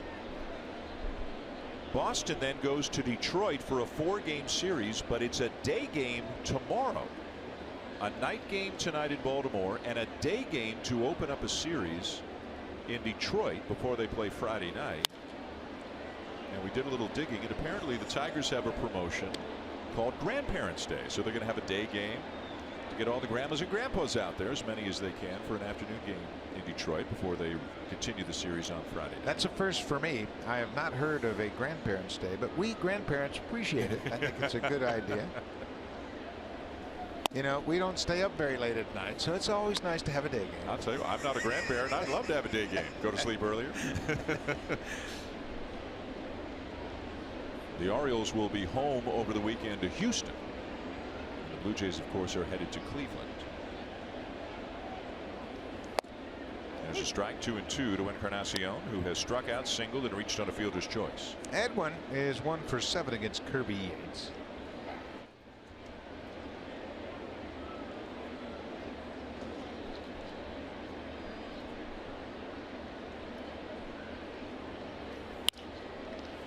Ground ball down to third. Headley up with it and on to first for out number 1. This copyrighted telecast is presented by authority of Rogers Blue Jays Baseball Partnership. It may not be reproduced or retransmitted in any form, and the accounts and descriptions of this game may not be disseminated without the express written consent of Rogers Blue Jays Baseball Partnership. On the field, a very good day for the Blue Jays so far. Off the field, maybe not as much, with Josh Donaldson coming out of the game with what looked like a hand injury, maybe a thumb injury. He was the DH today, took himself out of the game after he got jammed in his last at bat. And also maybe some unknown about Joaquin Benoit, because he was up earlier with a warm-up jacket on, throwing just to test something out. Maybe it checked out okay, maybe it didn't. We'll find out later on or after the game. And if we get anything on Donaldson, we'll pass it along, of course, right away. Here's Martin.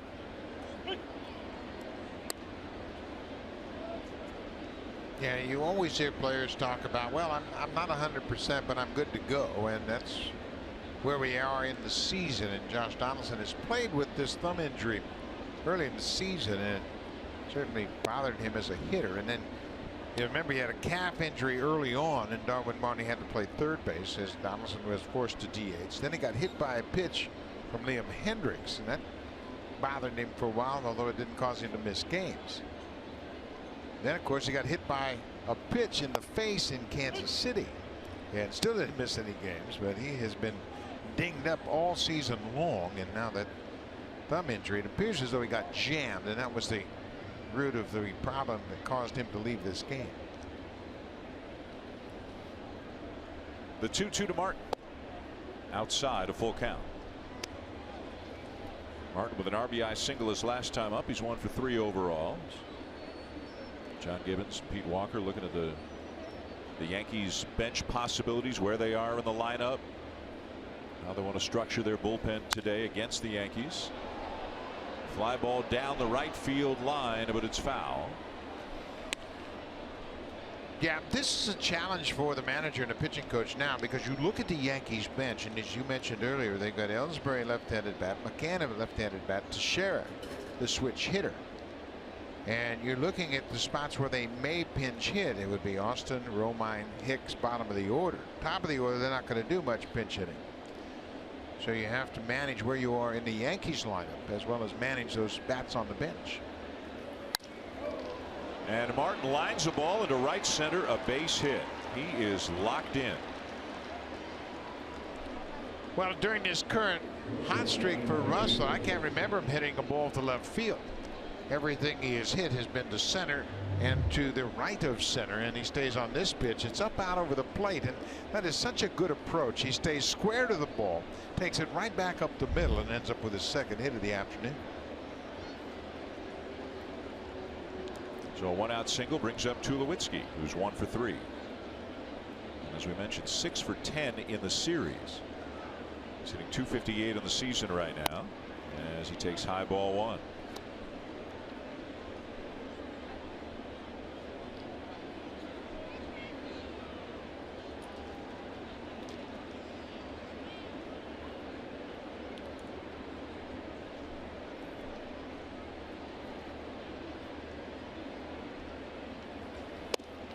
And a fastball for a strike.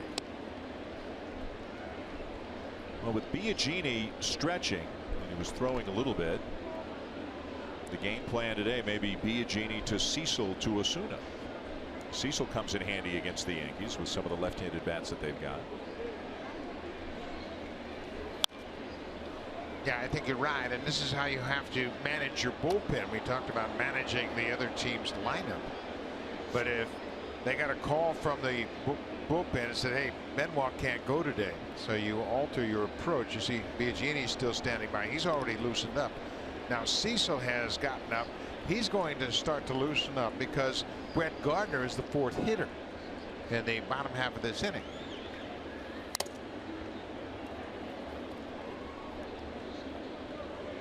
And just by having the lefty up in the pen, you might give Joe Girardi a little bit of pause to say, okay, well, do I bring McCann in here? They'll just go to a lefty. Do I bring Ellsbury in here? They'll just go to a lefty. So yeah, and that's why you want to keep Cecil exposed on that mound, just to put his presence in Girardi's mind. Okay, they got Cecil ready. Now if I go to McCann or Ellsbury, they're going to counter with Cecil.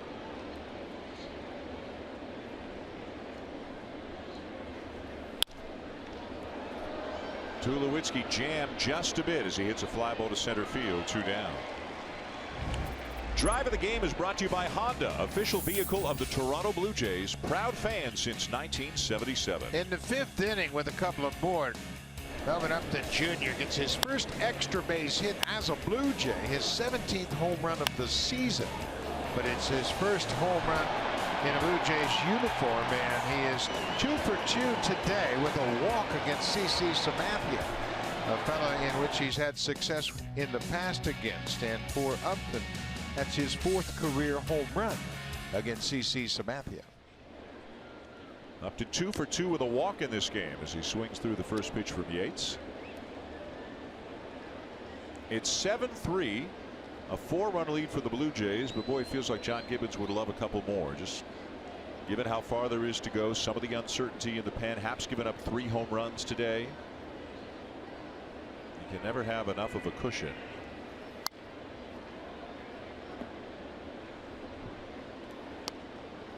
And the Yankees, even with some of the changes they have made, they've got some guys who can reach the seats, as we've seen this afternoon. If you're wondering about the number of home runs against Sabathia, Upton has 4. His former teammate Evan Longoria has hit the most home runs against CC Sabathia. Longoria with 7 career home runs against the Yankees lefty.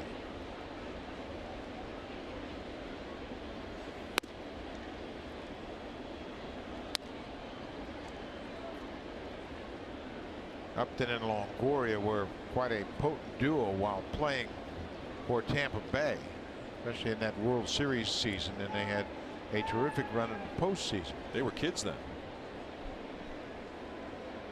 Upton was only 23-24 during that season. And he certainly did a great job in that postseason.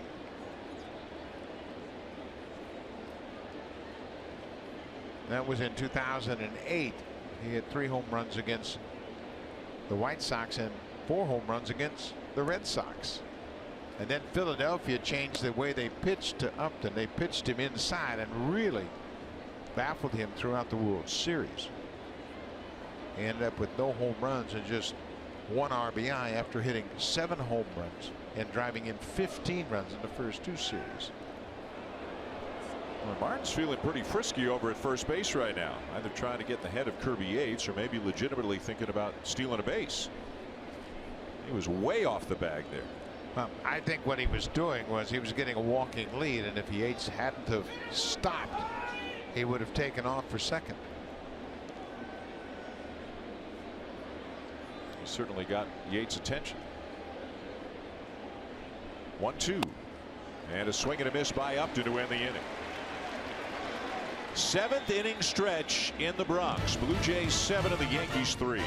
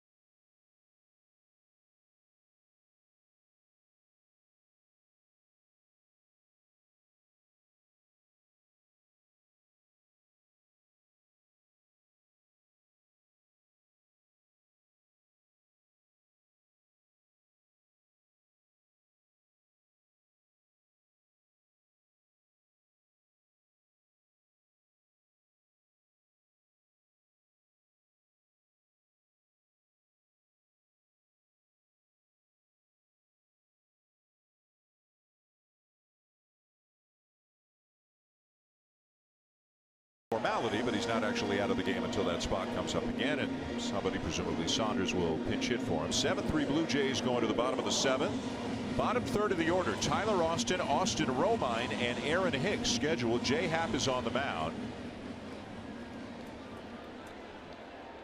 Just 80 pitches for Happ. The 3 runs are on 3 solo home runs. But again, if Happ can navigate his way through this part of the lineup, you can keep McCann and Ellsbury and some of those other guys on the bench. A fly ball into left center field. Upton is there and makes the catch for out number 1 as the activity continues in the Blue Jays pen. The right-hander is Joe Biagini. The left-hander, of course, is Brett Cecil. Yeah, and of course, with the off day tomorrow, you can get him up, get him throwing just in case that Girardi makes a move, and then you've got a righty and a lefty. So Joe Girardi would have to make the first move right now. I don't think John Gibbons is going to take Jay Happ out with his pitch count in good shape, and he's got a 4-run lead. At this point, Joe Girardi may be saying, well, if this part of the lineup comes around again at the bottom of the 9th, he knows Roberto Osuna will be in the game, so he could use guys like McCann and Ellsbury there if he so chooses. Tommy Lane is up for the Yankees, the left-hander. Romine lifts a fly ball. Left center field. Siciliani is there battling the sun and makes the catch. Not a routine play out there, but 2 quick outs for Happ here in the 7th inning. You could see Siciliani got over him when he looked up. He had to have his glove there to help him out and shade his eyes from that brilliant sun. And he was able to keep a bead on it and make the catch. Afternoon games here late in the summer, you can see the shadows that are cast from the outfielders are right behind him. So when they look up, that ball gets right up into that sun. So 2 quick outs for Happ on 3 pitches so far this inning as he starts Aaron Hicks with a strike.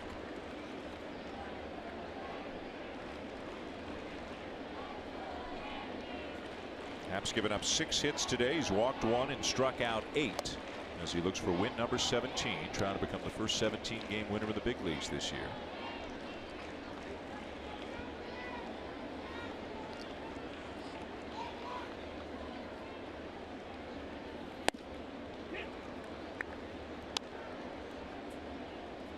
It sounds a little bit odd to say it because he's given up 3 home runs today. He's looked really good. Yeah, he really has, and certainly 3 swings of the bat. The only problems he's had, he's only allowed 6 hits. He's walked 1 batter, the 3 home runs. Solo in the 2nd, solo in the 4th, and a solo in the 6th. And a swing and a miss for strikeout number 9. A very good 7th inning for Jay Happ.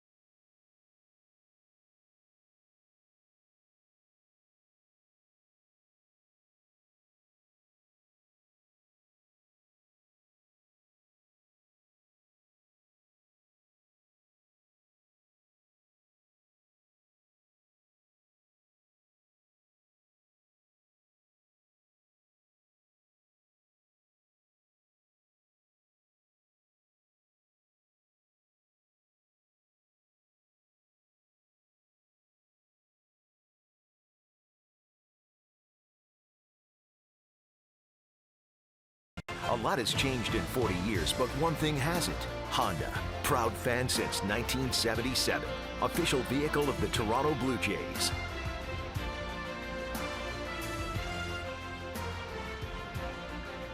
Back in New York, we go to the top of the 8th inning with the Blue Jays leading the Yankees by a score of 77-3. And left-hander Tommy Lane, who got 1 out in last night's game comes on here for the Yankees. Yeah, Tommy Lane came in to close out the 6th inning and was able to get Daryl Siciliani to fly out to center.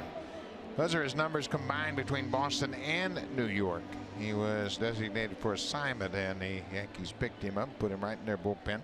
Now the Yankees are once again down to one left-hander as Chasen Shreve was sent back to the minor leagues after the game last night. Bottom third of the lineup for the Blue Jays: Carrera, Barney, and Siciliani to face Lane. So 2 of the first 3 batters he faces will be left-handed hitters. As Carrera shows bunt, takes a high strike, 0-1. Carrera had an RBI double back in the 2nd inning. That cashed in the first run of the afternoon for the Blue Jays. Has also reached on a fielder's choice and been called out on strikes.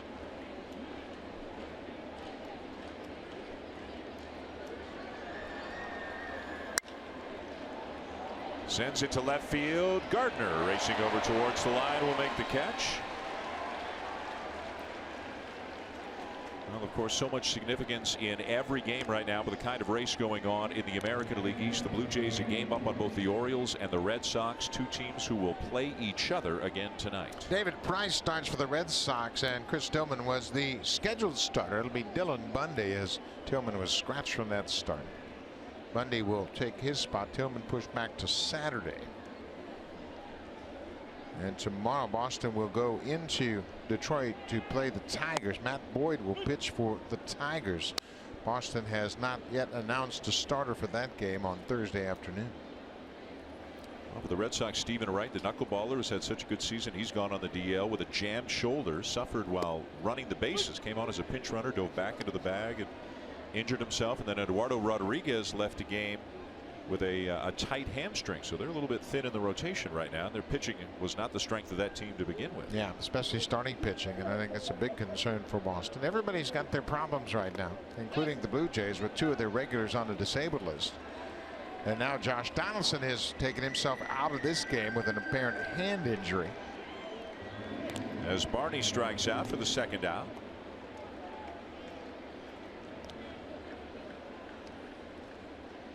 And Lane now will face Siciliani, who has struck out all 3 times he has come to the plate.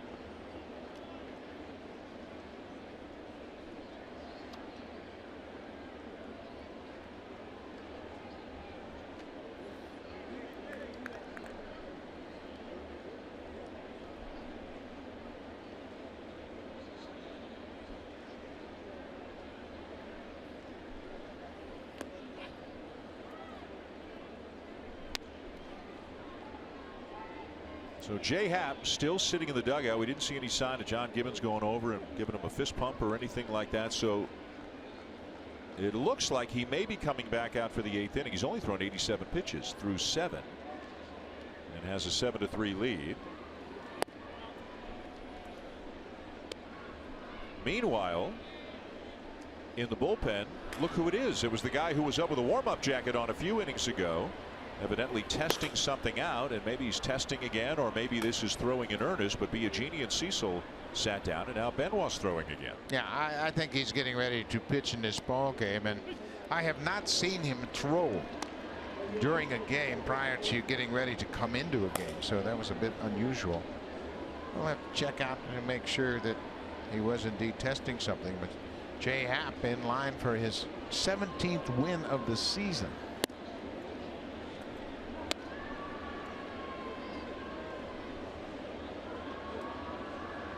Three and 1 the count on Siciliani.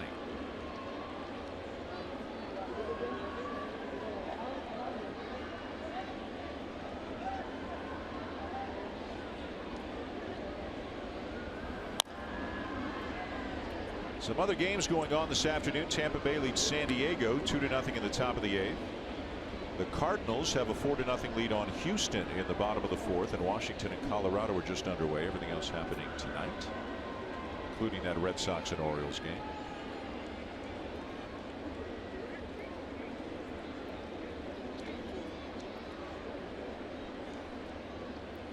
Tommy Lane likes to have a good deep thought with himself between every pitch. He's in no rush. We've seen some pitchers really working crisply in this series. He is not among them as he misses inside ball 4. It's like gets the ball back and looks down to the ground and exhales deeply, ponders the meaning of the universe, and then gets ready to pitch. I have a thought about that. When I was catching, I used to notice that the pitchers that did that always had the mindset, as long as I keep this baseball in my hand, nothing bad can happen.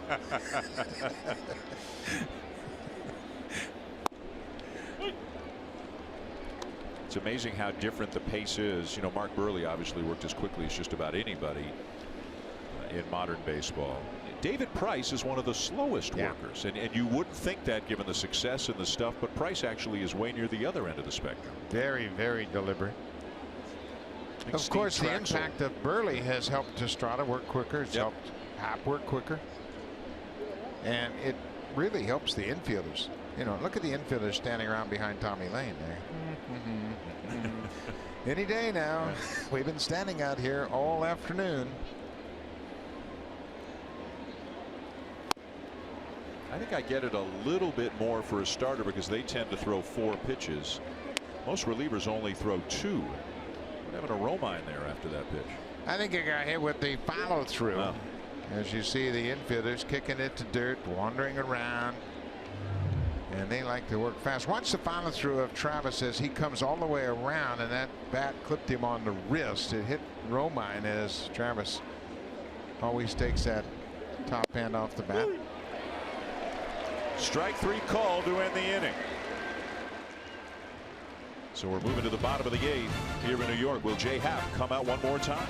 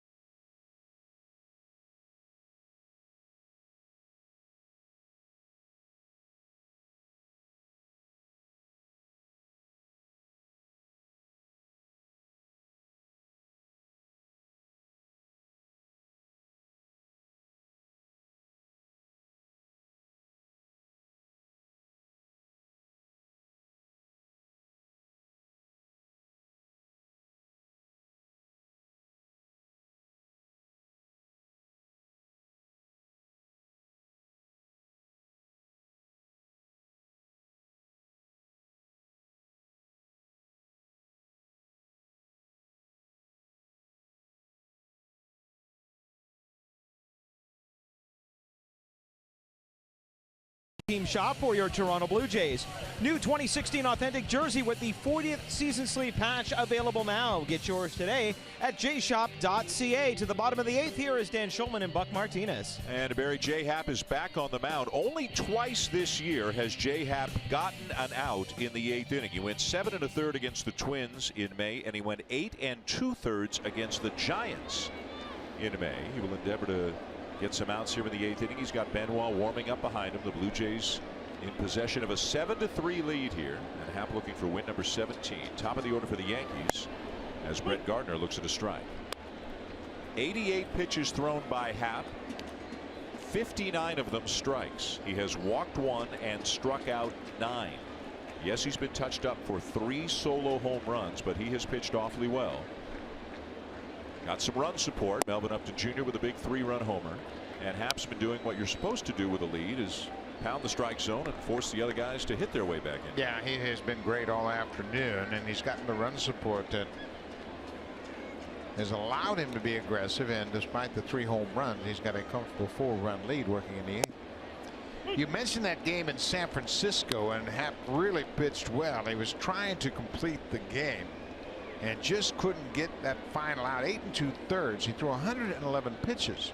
But the downside of that was in his next start, He threw just 51 pitches and was out of the game after 2 innings and 8 earned runs.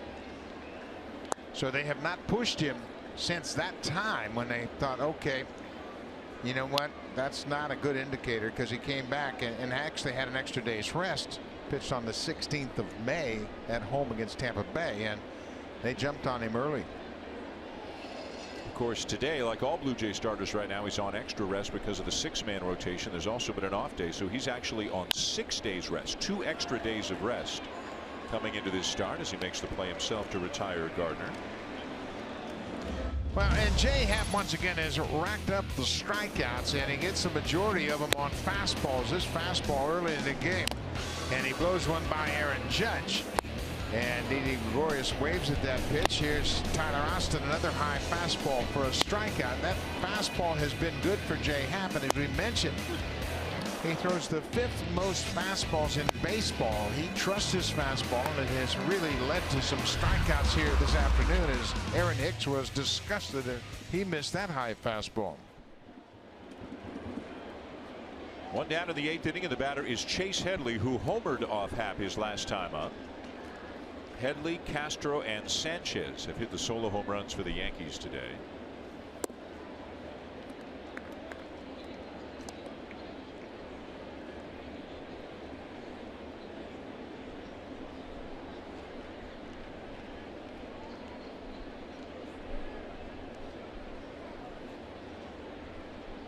Walker checking on the progress of Benoit down in the bullpen. Benoit appears ready. Stopped throwing.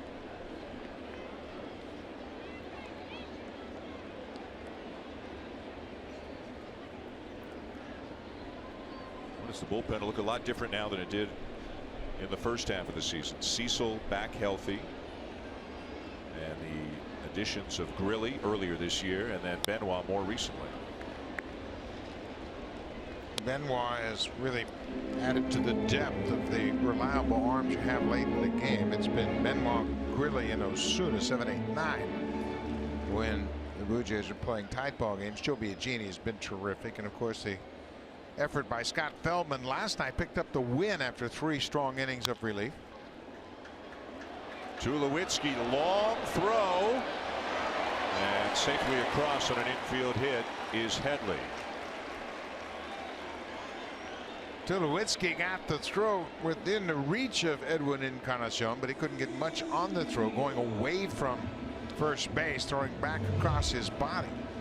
And watch how he gets this ball within the reach of Encarnacion, just not in time to get Headley. And John Gibbons has come out of the Blue Jays dugout. Another look at the throw. Tulowitzki always practices his off-balance throws, but that one was too deep in the hole to retire Headley. And that's the end of the afternoon for Jay Happ. 7 1/3 strong innings. He leaves with a 7-3 lead. Blue Jays fans in attendance giving him a standing ovation here at Yankee Stadium as Joaquin Benoit makes his way in from the bullpen.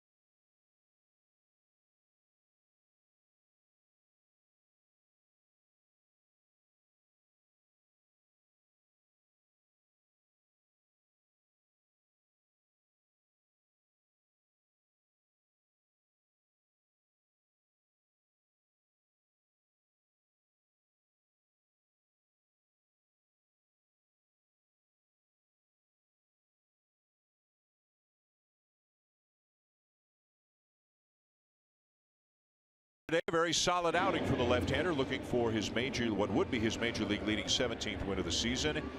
He's now out of the game. A fine job by Happ this afternoon, and the Blue Jays turn it over to the bullpen. Veteran right-hander Joaquin Benoit making his 9th appearance as a Jay.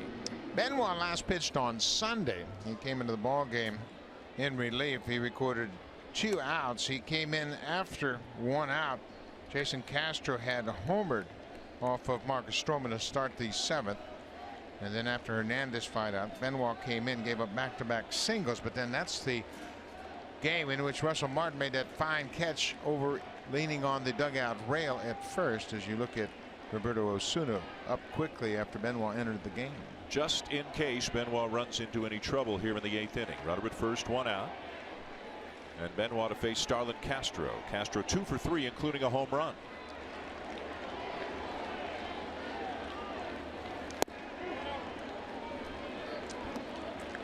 Martin liked it, but it's called outside for ball 1. Number 3 hitter in the Yankee lineup today is Castro. The very dangerous, as the Blue Jays have found out, Gary Sanchez is waiting on deck.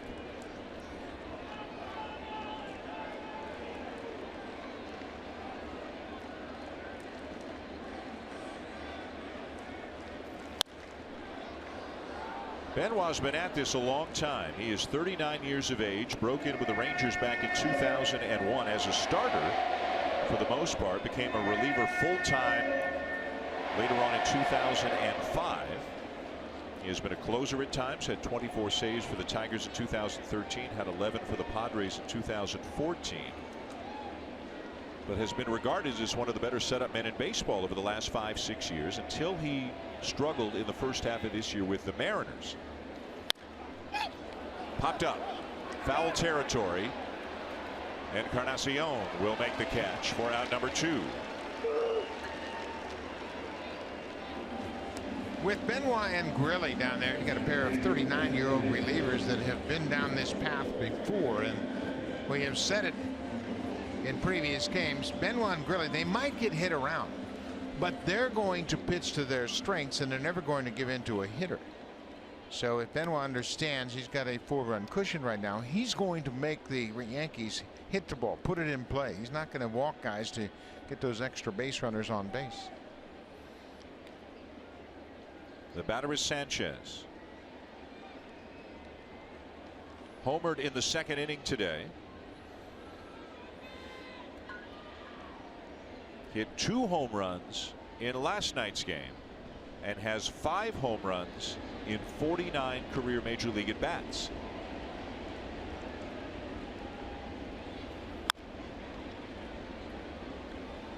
Benoit cut that ball just off the end of the bat, and Sanchez barely got a piece of it. Benoit has a very good splitter that he will throw, and a lot of younger hitters will chase that splitter as they think it's going to be a fastball, and they don't have the experience nor the patience to make it be up in the zone before they offer at it. So Benoit can expand this zone downstairs to Sanchez.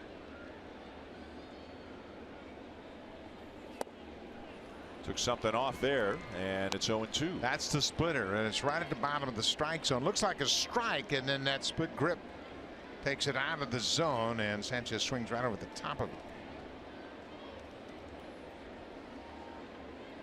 A good afternoon's work for Jay Happ. 7 1/3, charged with 3 runs. The runner at first, his responsibility. The offense backed him up. 7-3 lead right now. And a little looper is going to drop in left field, a base hit. Boy, this Sanchez has been something else this series. Boy, sure it has. And we have seen him hit changeups, we've seen him hit fastballs, and now he hits the splitter. And he stayed with it.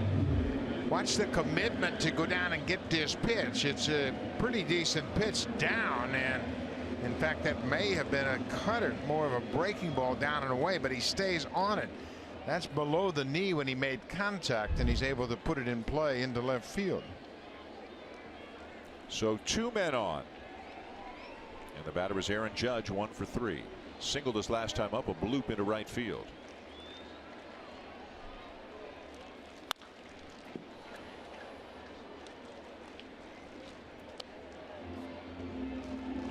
Osuna continues to throw in the pen. Didi Gregorius waits on deck. And if Osuna got up in the 8th inning, John Gibbons wouldn't hesitate to go to him in the 8th inning.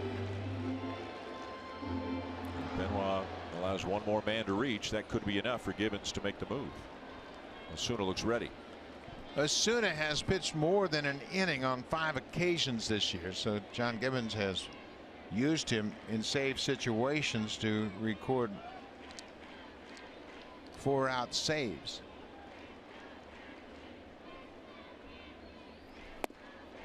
One ball, one strike on Judge.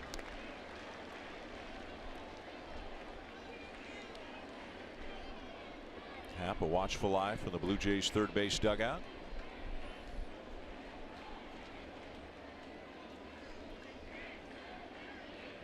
The Yankees winning 1-0 on a Monday night, led 6-0 last night before the Blue Jays stormed back to win 12-6. Now the Blue Jays trying to take the series up 7-3 here in the bottom of the 8th.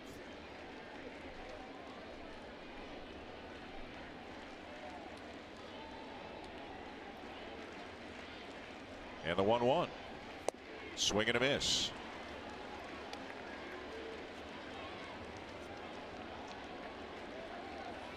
Jay Happ was able to elevate the fastball against Aaron Judge and struck him out in his first 2 at-bats. He missed with a fastball down, and Judge flared it into right for a base hit. I don't think Benoit's going to challenge him with a fastball. I think he'll try to get him to chase a breaking pitch. Lined into left field, a base hit. Rounding third, heading home and scoring is Headley to make it 7-4 on the RBI single by Judge. Well, Benoit threw him a fastball and Judge was ready for it. He got the head out and lined it into left field, and John Gibbons not wasting any time as Didi Gregorius, the scheduled batter, represents the tying run. Gibbons has Osuna ready. He's already made the call for the closer to come in here and pitch the 8th with 2 outs and 2 on. So Benoit can't finish off the 8th, and it's Osuna time here in the Bronx.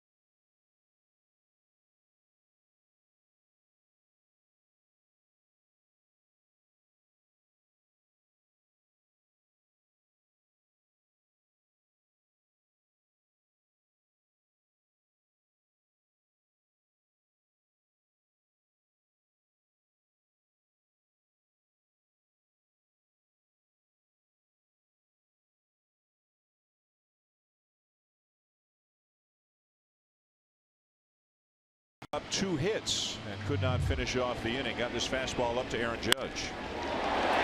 Benoit just didn't have the location on that fastball. It was up out over the plate, and Judge was able to get to it and drives home Chase Headley.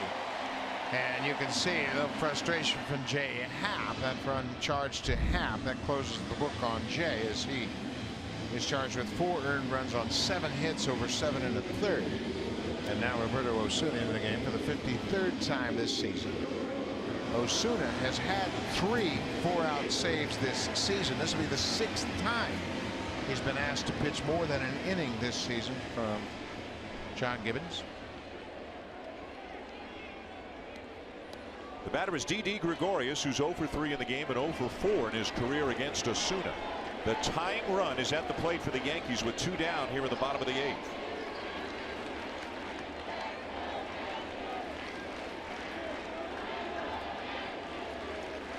And Gregorius with some power, 16 home runs on the season. Osuna hasn't pitched since Saturday, so he's had ample rest. But Gregorius a dangerous hitter, especially in this ballpark.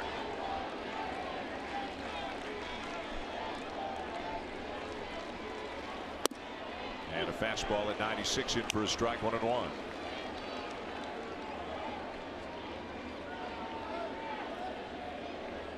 Knapp still standing in the dugout, trying to offer whatever support he can from there to help Osuna get out of this jam with the Blue Jays lead intact. Yes, he did. 1-2. 98 from Osuna created that check swing from Gregorius.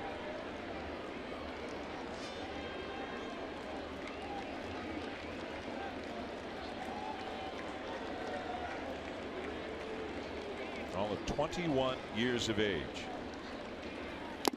And he got him. Blew it by him at 97. A big out for Roberto Osuna to end the threat here in the bottom of the 8th. Time now for a Blue Jays Central update. Again, here are Jamie Campbell and Kevin Barker in the Samsung broadcast studio.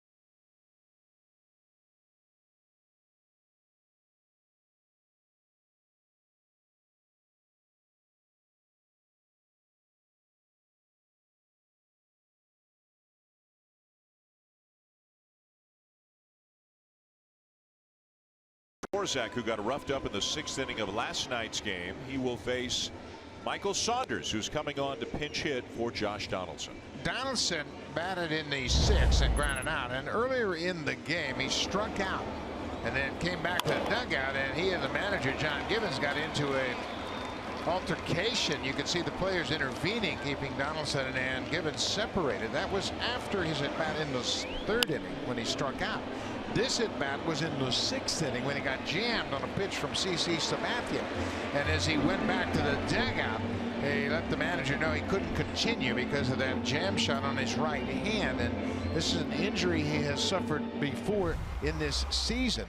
And obviously he told the manager when he came back after that last at bat, I can't continue, and now Michael Saunders comes up to officially pinch hit for him here in the 9th.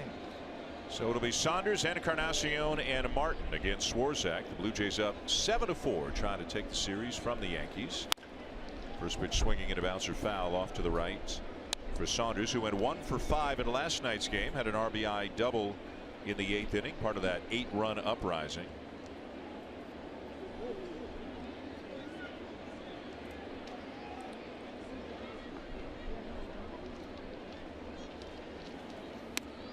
Swarzak's going to face 1 and maybe 2 of the guys who homered off him last night. He'll face Martin for sure, and he might face Tulowitzki. Swarzak got just 2 outs in the 6th inning when he came on in relief, gave up a double and a single to Travis and Donaldson, then struck out Encarnacion and Saunders before Tulowitzki and Martin went back to back.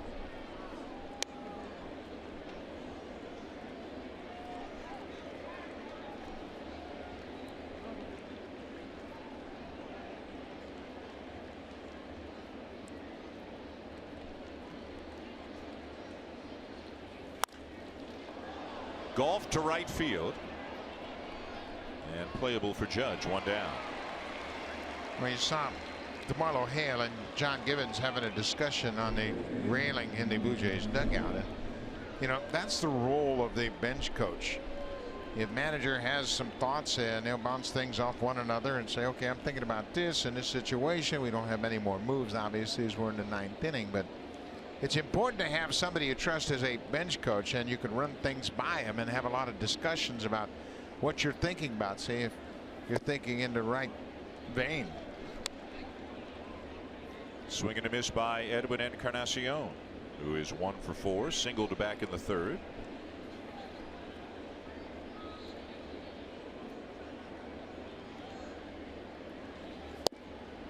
Chases another breaking ball down and away, and it's 0-2. You know, for a manager, there are so many things you have to think about, not only when you're hitting, but as far as what to do in the bottom half of this inning. Say Osuna runs into trouble. What are your options with Osuna? And more than likely, Osuna will be out there for the duration no matter what happens. Bouncer to 3rd, and that's the 2nd out.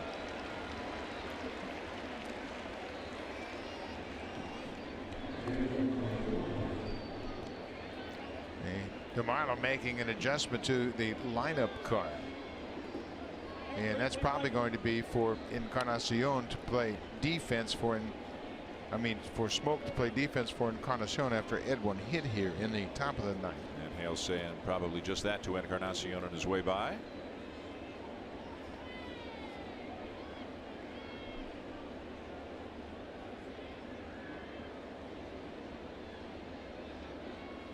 Now Martin.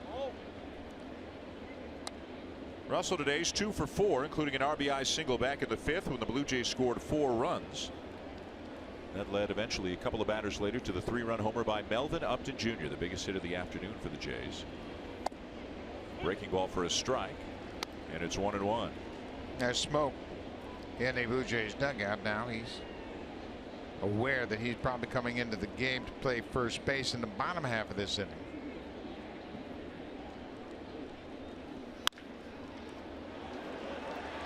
Martin pulls one down the left field line and is on his way to second base with his 3rd hit of the game. What a series he's having. Well, oftentimes the managers don't like to have their catcher catch a day game after a night game, but the way Russell's swinging the bat, he's going to catch a lot. He's as hot as you can get at the best time of the season down the stretch, and he knows he's got extra bases. Once that ball goes by Headley down the left field line for Martin, that's his 13th double and his 3rd hit of the afternoon. There are enough built-in off days for the Blue Jays down the stretch that Russell's going to catch an awful lot, probably every game that Dickey's not pitching. Here's Tulowitzki, and it's taken a little high, ball 1. Yeah, the off days may benefit Russell Martin more than anybody else on the team at this point of the season. Tulowitzki 1 for 4, singled and scored back in the 2nd. Blue Jays with 3 in the 2nd, 4 in the 5th, accounting for their 7 runs. The Yankees have a whole bunch of ones up there. They've gone 0-1, 0-1, 0-1, 0-1 so far today, scoring a run in every 2nd inning.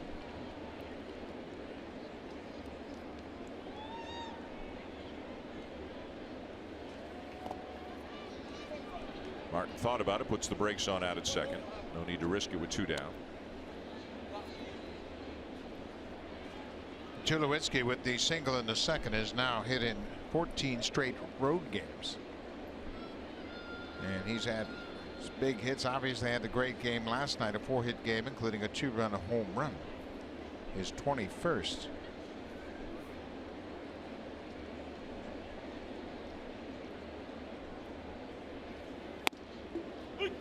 High strike, and it's 2-2. Tulowitzki asking Trip Gibson if that's as high as the strike zone can go.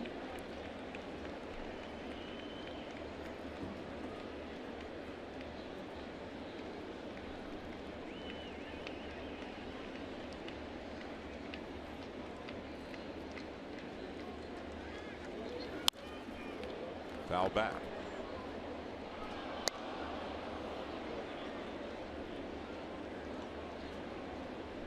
Tulowitzki at .257 on the season, 21 home runs and 63 driven in.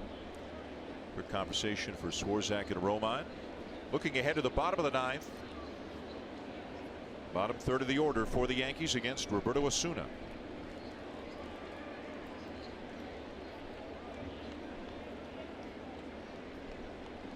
And a tough year for Joe Girardi and the Yankees. Tulowitzki called out on strikes to end the inning. And we will go to the bottom of the ninth. Roberto Osuna and the Blue Jays 3 outs away from a win.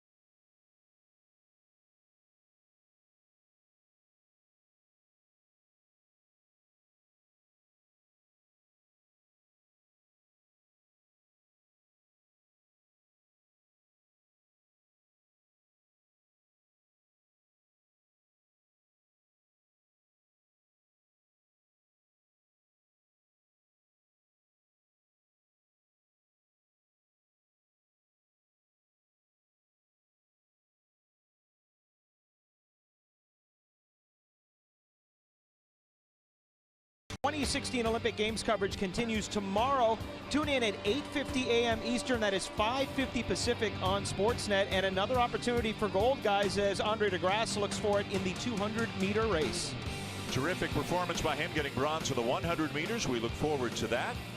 We also look forward to the bottom of the ninth here in the Bronx. 7-4, the Blue Jays lead. Roberto Osuna, who got the last out of the bottom of the eighth, is back out there on the mound looking for the final 3 outs. And Tyler Austin is going to hit for the Yankees to lead off the inning. Justin Smoke's in at first for Edwin Encarnacion. Austin 0 for 3 as he swings through the fastball 0-1.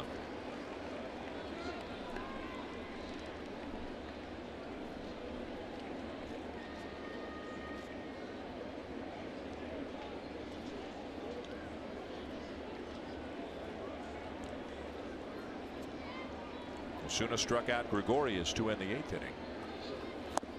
Slider and a swing and a miss, and it's 0-2 on Austin as Brian McCann has come out into the on-deck circle in the spot of Austin Romine. They've also got Jacoby Ellsbury and Mark Teixeira available off the bench should they need them.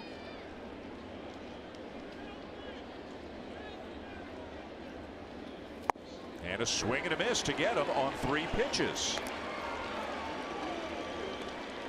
Osuna has developed 3 pitches now, and he can use any of those 3 pitches for the decisive pitch of an at-bat.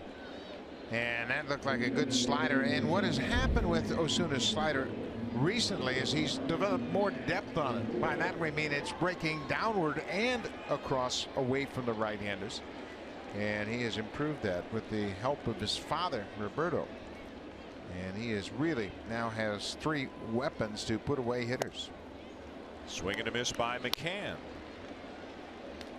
McCann 0 for 6 in his career against Osuna, hitting .232 with 15 home runs. 7-4 Blue Jays, 1 out in the bottom of the 9th. If Osuna can get the save here today, he will set a major league record for the most saves ever before a player's 22nd birthday. He already shares that record with Terry Forster at 46. This would be number 47. It would be number 27 this season. He's converted 13 in a row. Smoke has it and feeds Osuna at the bag. 2 down.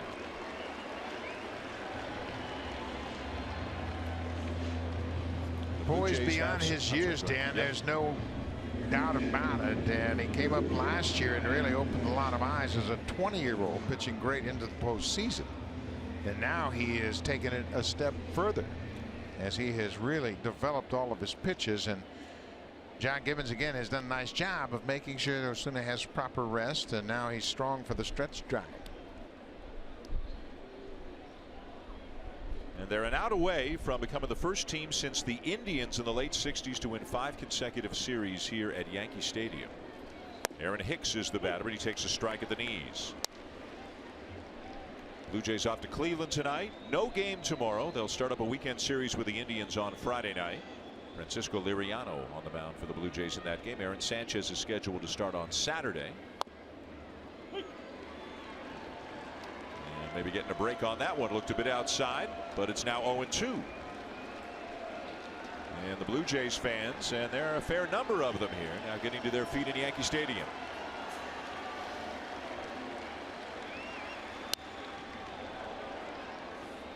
And if it holds up again, Jay Happ becomes the first 17-game winner in the major leagues. Pretty remarkable.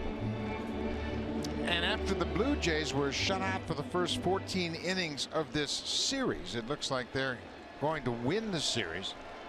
They've beaten 1-0 in game 1.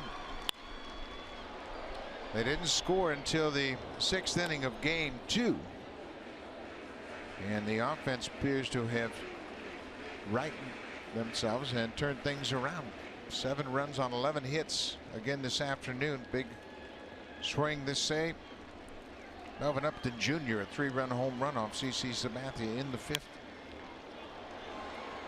Popped up. Barney at third, and the Blue Jays win it. Osuna picks up a record-breaking save. Russell Martin in on the offense as well. Jay Happ picks up the win. Melvin Upton Jr. with a big 3-run home run, and the Blue Jays take 2 out of 3 here in the Bronx. Well, it's a big win for the Blue Jays after that 1-0 loss on the Monday night game. But Jay Happ, terrific outing once again. Osuna comes on his 14th straight save. Russell Martin with a big hit in that 5th inning, and then capped off by the Melvin Upton home run, his first extra base hit as a Blue Jay. And now the Blue Jays can really enjoy their off day in Cleveland before they resume action on Friday night. The Blue Jays at the moment a game and a half ahead of both Boston and Baltimore. They meet later tonight. Let's go back to Blue Jay Central now with Jamie and Kevin.